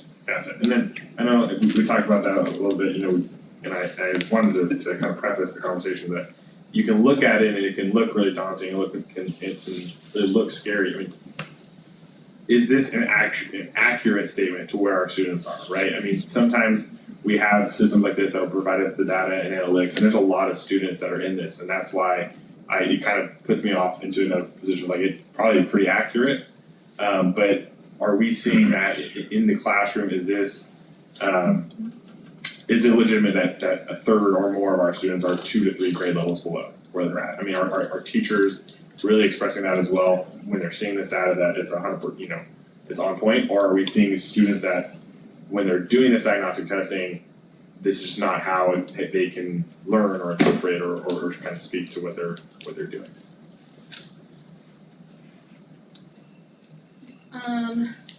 I would say it's accurate. Just because we looked at our data last year and we looked at the projected proficiency in iReady and compared it to our SPAC results, and for some sites it was spot on, very accurate. Some fared a little bit, a percentage or two higher in one or the other, but it is an indicator of how our students will do. And it is indicative of what we're seeing in the classrooms. We talked a lot about it on Friday with our reps, and for lots of different reasons. Some may say it's still recovering from COVID, especially with ELA, and that getting students back in class and talking and that discourse. And the vocabulary from not having students in school is one of the areas that we've noticed as well that our students are really struggling, not just in Turlock but everywhere. Gotcha. And I just one more question. You talk about our English language learners. How does this assessment work for students that are maybe in the dual immersion programs, things like that might be not native English speakers? Is there a portion of this that's translated so that they're able to do it, or is it all done in English, and how do they fare in comparison to students who maybe not in those programs? So the math portion can be taken in Spanish, so the teacher has the ability to set it. Our dual immersion students are taking it in Spanish. And then the reading is not yet adapted in Spanish, and so our dual immersion students are taking it in English. And I think we'll continue with that. We'll have other ways to monitor their proficiency in Spanish language arts. We have iStation that we purchased this year for them that gives us an indication of how they're progressing with Spanish language arts. But really, our dual immersion students take that SBAT once they hit 3rd grade in English. And so we need to start exposing it to them. We also use our iReady results for reclassification, since students in Kinder 1 and 2 don't take the SBAC. We have to have an idea of how they're doing comparative to English speakers. And so that's one of our data points, is using the English iReady portion to see if they're ready to be reclassified. So there's lots of benefits. We did summit reviews today, and even though they take it in English we don't assess them in kindergarten, but we do at 1st grade. Our 1st grade dual immersion sites fare just as well as our English. Those are all my questions that I have. So thank you guys so much. I really appreciate it. It's a wonderful data point for us to use as a district, and so I really appreciate the information, and thank you for answering my questions. I really appreciate it. Ms. Martinez? I want to focus in on the at-risk students, okay? I've sat in the spaces where I have asked at what level they performed at, and iReady was given to us as far as the diagnosed results, and sometimes I've heard the results come back saying, or presented back saying to the families that it wasn't a true diagnostic, the child didn't give their best effort. So at what point do we take was not true and then re-evaluate and give that balance before we put them on a 504 IEP or just acknowledge that they're at risk for whatever reasons? I'll speak to the giving their best effort piece. In secondary, we see this probably more than in elementary, at least at first. There are tracking tools for teachers to see if the student's rushing through, so it really requires, though, that the teacher is kind of monitoring that and see, and there's kind of alerts that allow. So we do want them to give their best effort. We talk about talking highly of the assessment and giving your best efforts. We still have some stuff that do either just, maybe it was a bad day. We talk about that even with SBAC, and could be just, they didn't get a breakfast in them, they didn't get enough sleep, something traumatic's going on at home. So those things are there, but we do, this is just one data point, I guess I would say. If we're moving a student onto a 504, this is not the end all be all. Obviously, it's a comprehensive look at the entire student. And so this is just, again, one extra piece that we look at. But I would say that, answering Patrick's question too, is this a true reflection? There may be a little bit of, movement, hopefully, I hope, that students just didn't give, with a lot of anecdotal students in high school especially saying, on whether it's on this or SBAC itself, and it's frustrating, but all we can do is continue to impress upon them, the importance and stay positive and have those data chats and encourage, but, yeah. Thank you. It should be noted our student reps gave it all they have every time they took time. When they were. Go ahead. When we have our workshop, for me, it helps to see like over several years, like trending where we're going, because we've done this, is it 3 or 4 years? Is it easy to pull up those numbers and to compare, say, 3rd grade? Are we gonna get that later in the workshop, or I can email you? Yeah, if we know what you're looking for specifically, like I said, we can go into a rabbit hole of data and Yeah, so there's a we ton can of let you know data. that, it just depends on what you're specifically asking for, but I know that we can look back. Obviously, since we've been using it in comparison, obviously, there's a difference between assessing cohort to cohort and grade level to grade level too. That's a big difference as well, so again, there's a lot of different Still, like, ways to look at it. it's good to see where we're going, if we're using it, if it's working. No. Are there any other questions? If not, Ms. Dennis, Mr. Draker, thank you very much. Thank you.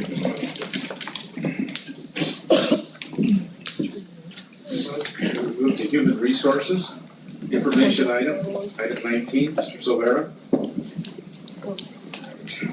Good evening, President Silva, members of the board, cabinet members.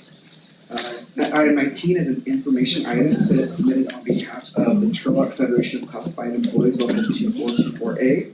I respectfully submit TFCE's initial sunshine proposal for a reopener contract negotiations with the district in the 24-25 school year.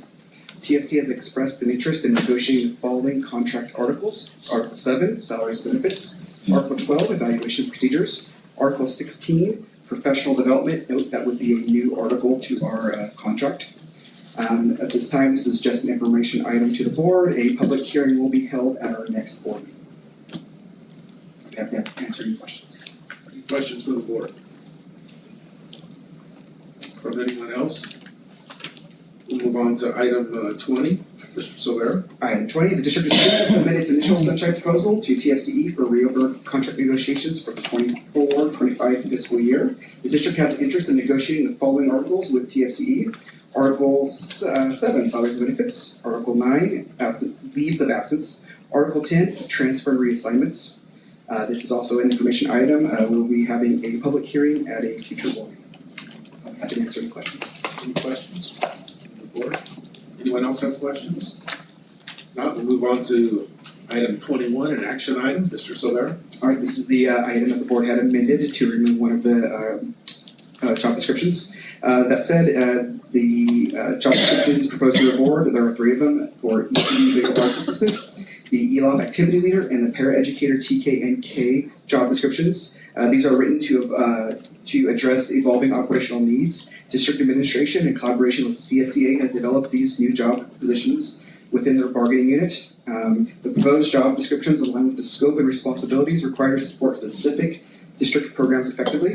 It's recommended that the Board of Trustees take action to approve these new job descriptions effective February 4th, 2024, and the revised salary schedule for CSEA, which is also enclosed.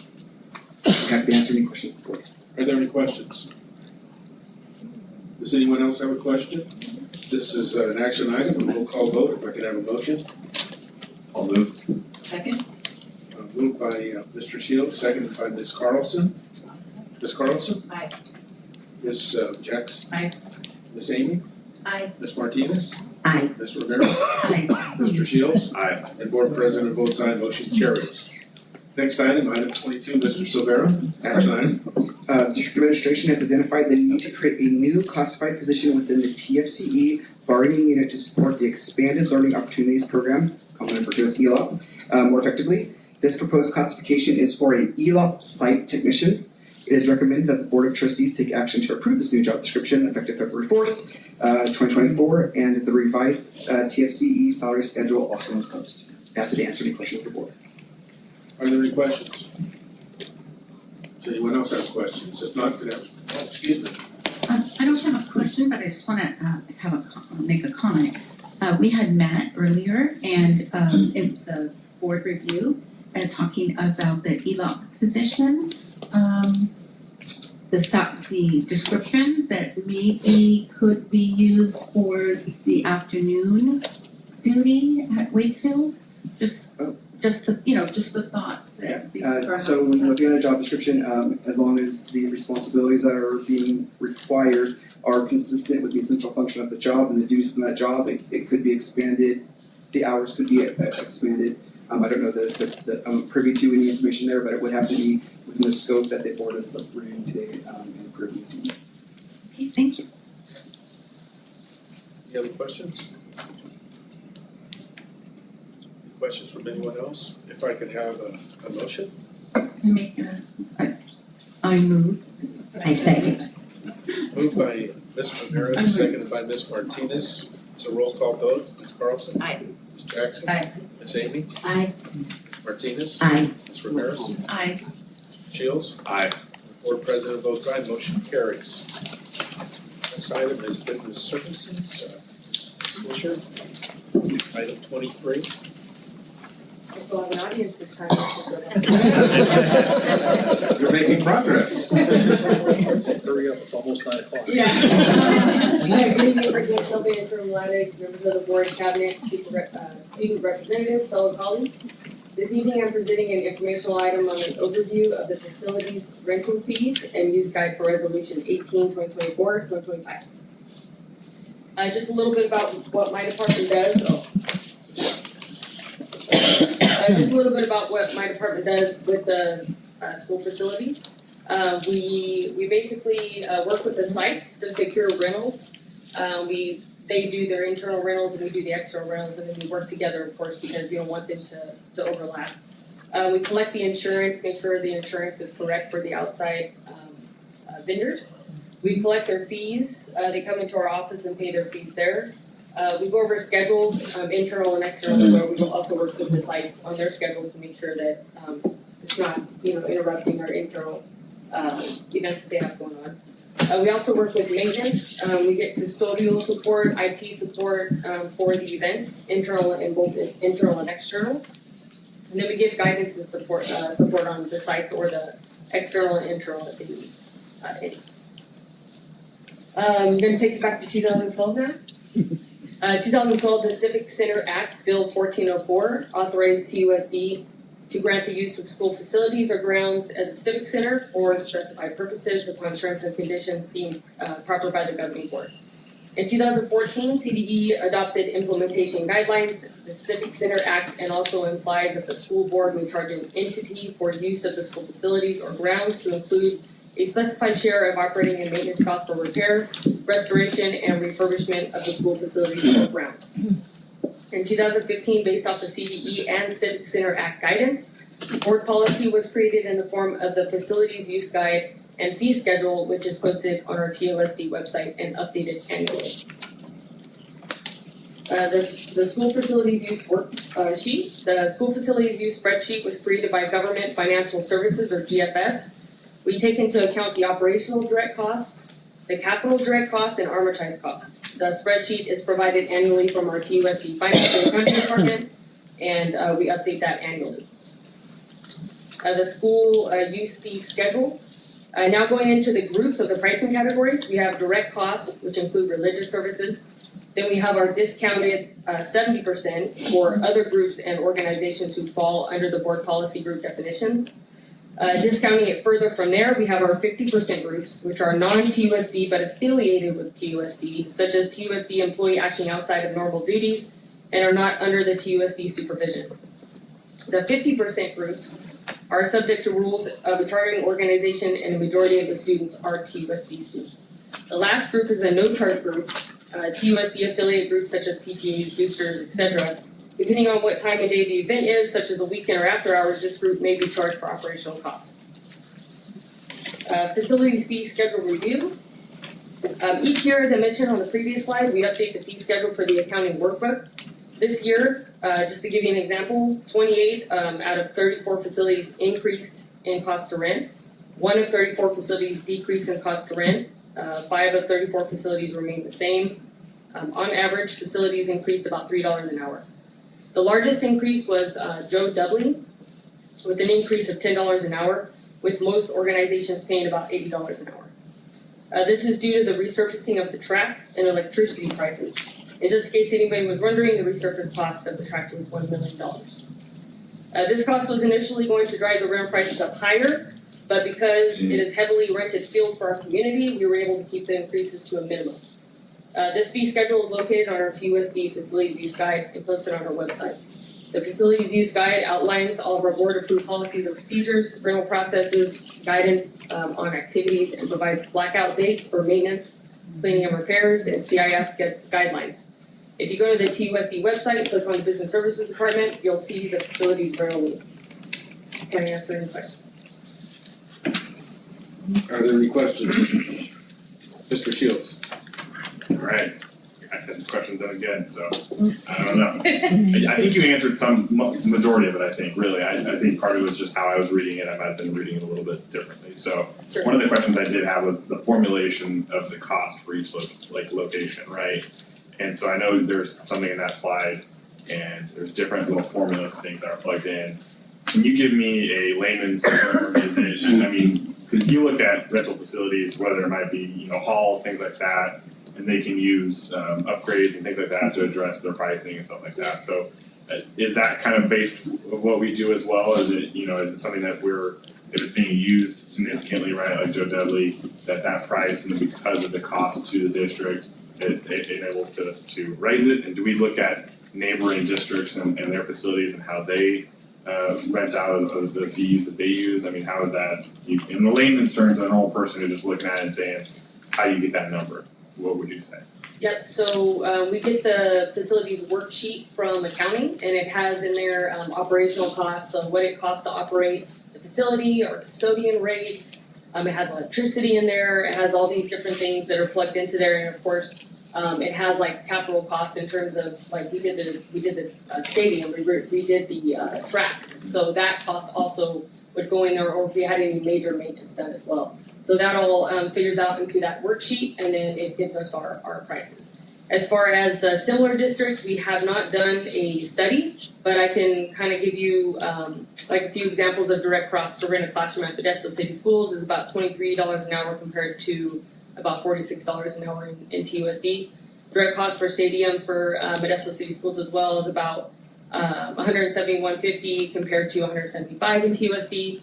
And direct cost for like a heated pool in Modesto City Schools is about $96 an hour compared to about $100 an hour. Gotcha. Okay. I really appreciate that. And then I guess there's one of the part of it was there's a number about 82,000 that was recuperated from the cost. Is that something that we feel adequately addresses the cost to the district? And is there room in there that we've seen that it as over time we accumulate any of this, or is it all directly back into the costs? It goes directly back into the cost. Because of the desired and directed structural discount that we have to do for the majority of our rentals that provide opportunities for TUS students, the cost for running our facilities rental program, it exceeds the funds that are collected. Okay. I appreciate it. Thank you so much. Thank you. Any other questions? Questions from the group? Thank you very much. Thank you. Very informative. Next item is administration item. Again, it's information, first read. Interim Superintendent Laddy. President Silva, so you have in your packets this evening the December 2024 board policy updates from CSBA. It is recommended the Board of Trustees receive this information, go through with fine-tooth comb. I don't know if you have any questions. Any questions from anyone? Okay, we'll move on to, Move on to board reports. Yes, I have a report tonight. I wanted to say, Maria, I so appreciated the TUSD, the email that we got. And there's always such good information, but one of my favorite article was shout out to Bien Shiloh Santiago for his little description of Lunar New Year. And I have friends who really celebrate that, so I've known about that for years and years, but I learned things from his article, so I appreciate that, and I know he's a current student, right? Is he a senior this year? Okay. So that was fun to read. And then I also just wanted to extend gratitude to Meredith and TTA for the invitation to celebrate together. And we did miss you, Patrick, and I will say you're the only person, the whole cabinet went and all six of them. I mean, we represented. I got a text message. I got a text message from somebody who's not even in the state. And they were like, where were you? And I was like, I'm Monday nights at the beginning of the month are not good for me, I'm sorry. So it was like last year, you know, the whole board was there with the superintendent, and this year there was such a good representation. And to me, what that says for us is that we just have this heart to partner, right, and to have collaborative relationships with our union partners. And so I just really am grateful for the invitation and the continued collaboration. And then I wasn't here for the last board meeting. The last board meeting I missed was in 2017. So it's a very rare event for me, and I felt so out of the loop.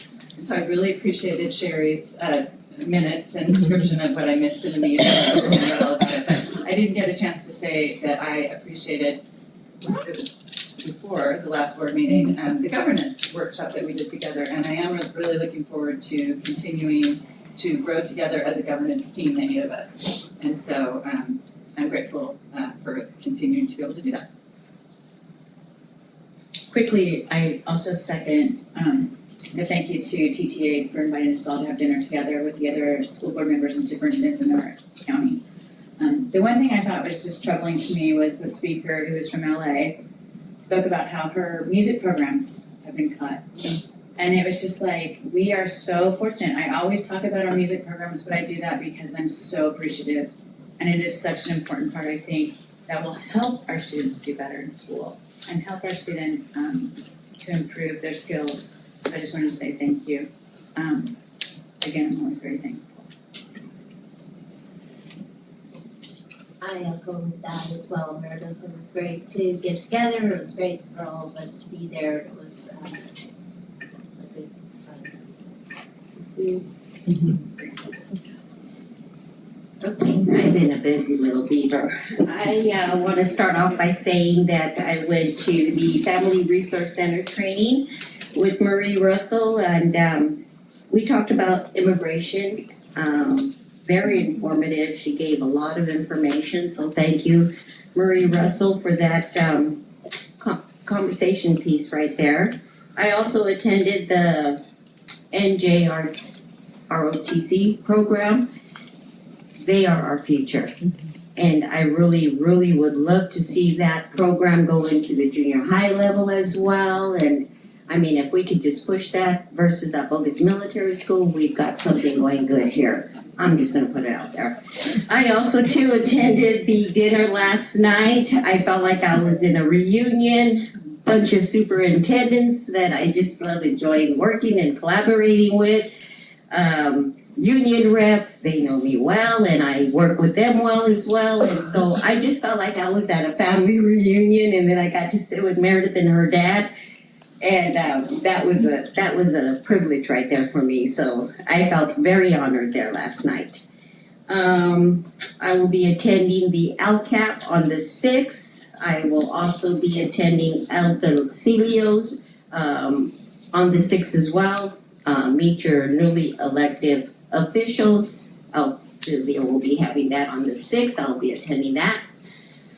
I also will be attending on Friday in Sacramento, state versus local on budgeting, Marjorie. So that's some good information that I'll be gathering up there in Sacramento on Friday. And that's my report. Thank you.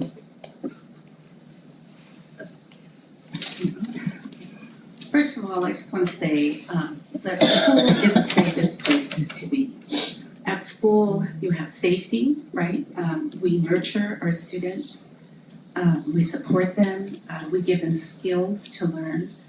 Teachers and staff are committed to teach and to protect our students and our families. The board and the administration, we are here to ensure that we have plans in place to support our community. I've said it in the past, we are family, and we care for our family. And we put our families first. On January 22nd, I was honored to attend the Employees Making a Difference. I want to say Dr. Laddick, sorry, Mr. Laddick had mentioned, yes, you're there, sorry. A recognition celebration where there are 3 classified staff members that were recognized for their fine, upstanding work. The nominated employees from Cunningham School, a para-campus supervisor, was Amy Corona. Dutcher Middle School, a para-campus supervisor, Liz Elizabeth Keogh. And from Pittman High School, campus supervisor, Zach Sword. 2 of the employees will be going to the state level, and those are Liz and Zach. So we're really looking forward to see where they will compete, if you will, at the state level. I enthusiastically, on the 23rd, visited Wakefield and Cunningham campus with the district team, Shelly Santos, Angelica Gardenas Ayala, Mr. Laddick, and the site principals Maribel Romeo and Anna Ellerson. At Wakefield, the team was greeted with these little ambassadors. Oh my gosh, they were so adorable. They had little cue cards, and they walked up to you. Hello, my name is, and they had the objectives, right? They had the standards. This is what we're gonna learn, this is how we're gonna apply. They said it in English y después en español. They said it in Spanish too. It was so adorable. We were very well received, and just as Mr. Lack said, the students that approached us, they were even wanting to hug us. We're like, oh, high five, you know, kind of thing. But truly, other students were very focused in what their studies were. We were delighted with the dance from the music department, Baile de los Machetes.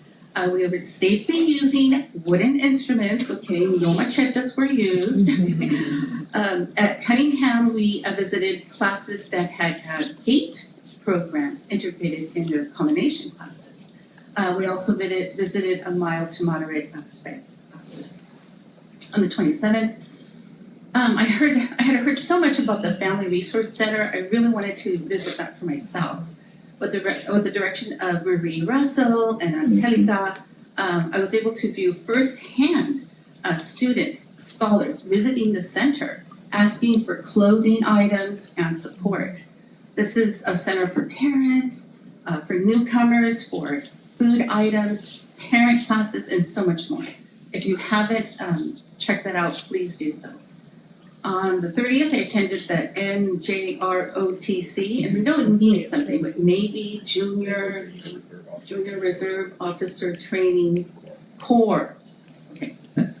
Okay, their annual military inspection. The cadets gave presentations from each of their divisions, along with their goals for the year, whether they plan to join the armed forces or continue to technical careers. Under the direction of Commander Carlos Montaltes, is that right? And Colonel David Thompson, the cadets gave a thundering display of passing the review, rifle drills, and flag presentation. We even had current active duty Marine officers that assisted in the military inspection. It was really impressive. We did have a tour of the labs for robotics, cybersecurity, and a shooting range. Interesting. I encourage scholars to join the NJROTC. It's so much more for us. Also, a wonderful opportunity to build those partnerships with TTAs. Thank you very much for the opportunity and look forward to building those relationships. And that's the end of my report. Mr. Chiu. Yeah, so I want to embarrass myself a little bit right now because I called Meredith to let her know that I was going to be there yesterday, and she picked up the phone and I have a coworker that's name is Jennifer Pimentel. I said, "Hey Jennifer," and she was like, "Huh?" And I was like, "Oh my God, do I hang up the phone or do I just keep talking?" But she was very gracious to me, and again, I apologize. Had another prior commitment scheduled out pretty far in advance, so I appreciate the rest of my board members being there and showing out for Turlock Unified. I did, like I said, I got a text message from a friend outside of the state, and he was like, "Did you tell them you weren't going to be there? Because I got told you were the only one not there." And I was like, "Yeah, I know." But no, so it was really great to hear from other community members that are talking about how great our board is and how our board shows up and represents. So that was awesome. I had an opportunity to attend a CSBA training for new trustees on the 22nd. It was a great kind of Zoom version of the conferences and stuff like that. And it was really awesome to talk to new trustees from around the state and to see what they're going through and have discussions and breakout rooms and things like that. And it was really great training, a lot of opportunities to talk about how TUSD does things, and quite frankly, props to the board members who have been here and Superintendent Laddick. The conversations that we had, I feel like I was a step above. And I was like, I felt like my team has prepared me to sit in this meeting. We've only had like 2-3 meetings at that point.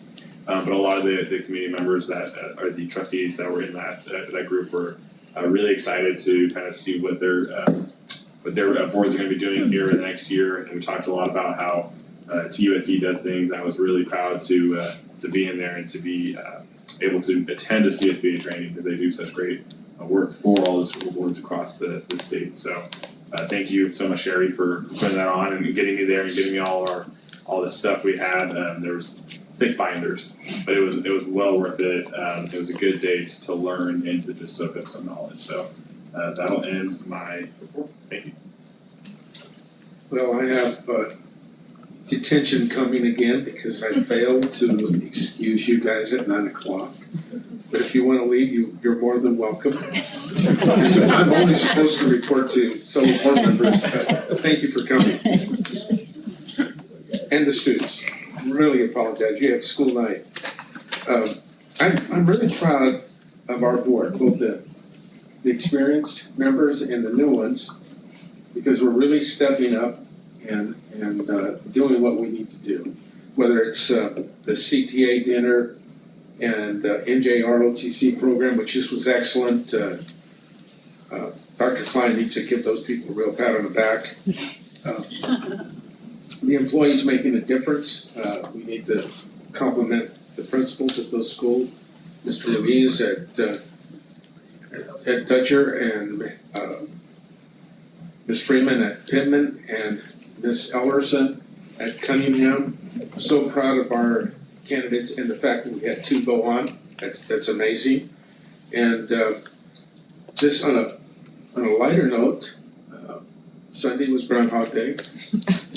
Where's Miss Elise? I always give her a bad time. 6 more weeks of winter. We saw our shadow. So anyway, I'd like to commend everyone on the board. You're doing a great job. Thank you. And with that, we'll adjourn the meeting. Oh, before I do that, I need to remind everyone we'll come back in the closed session. If I can have a motion to adjourn the meeting. So moved. I second. Moved by Ms. Carlson, seconded by Ms. Ramirez. All in favor, say aye. Aye. Opposed, nay. Motion carried. Thank you, everyone. Sorry.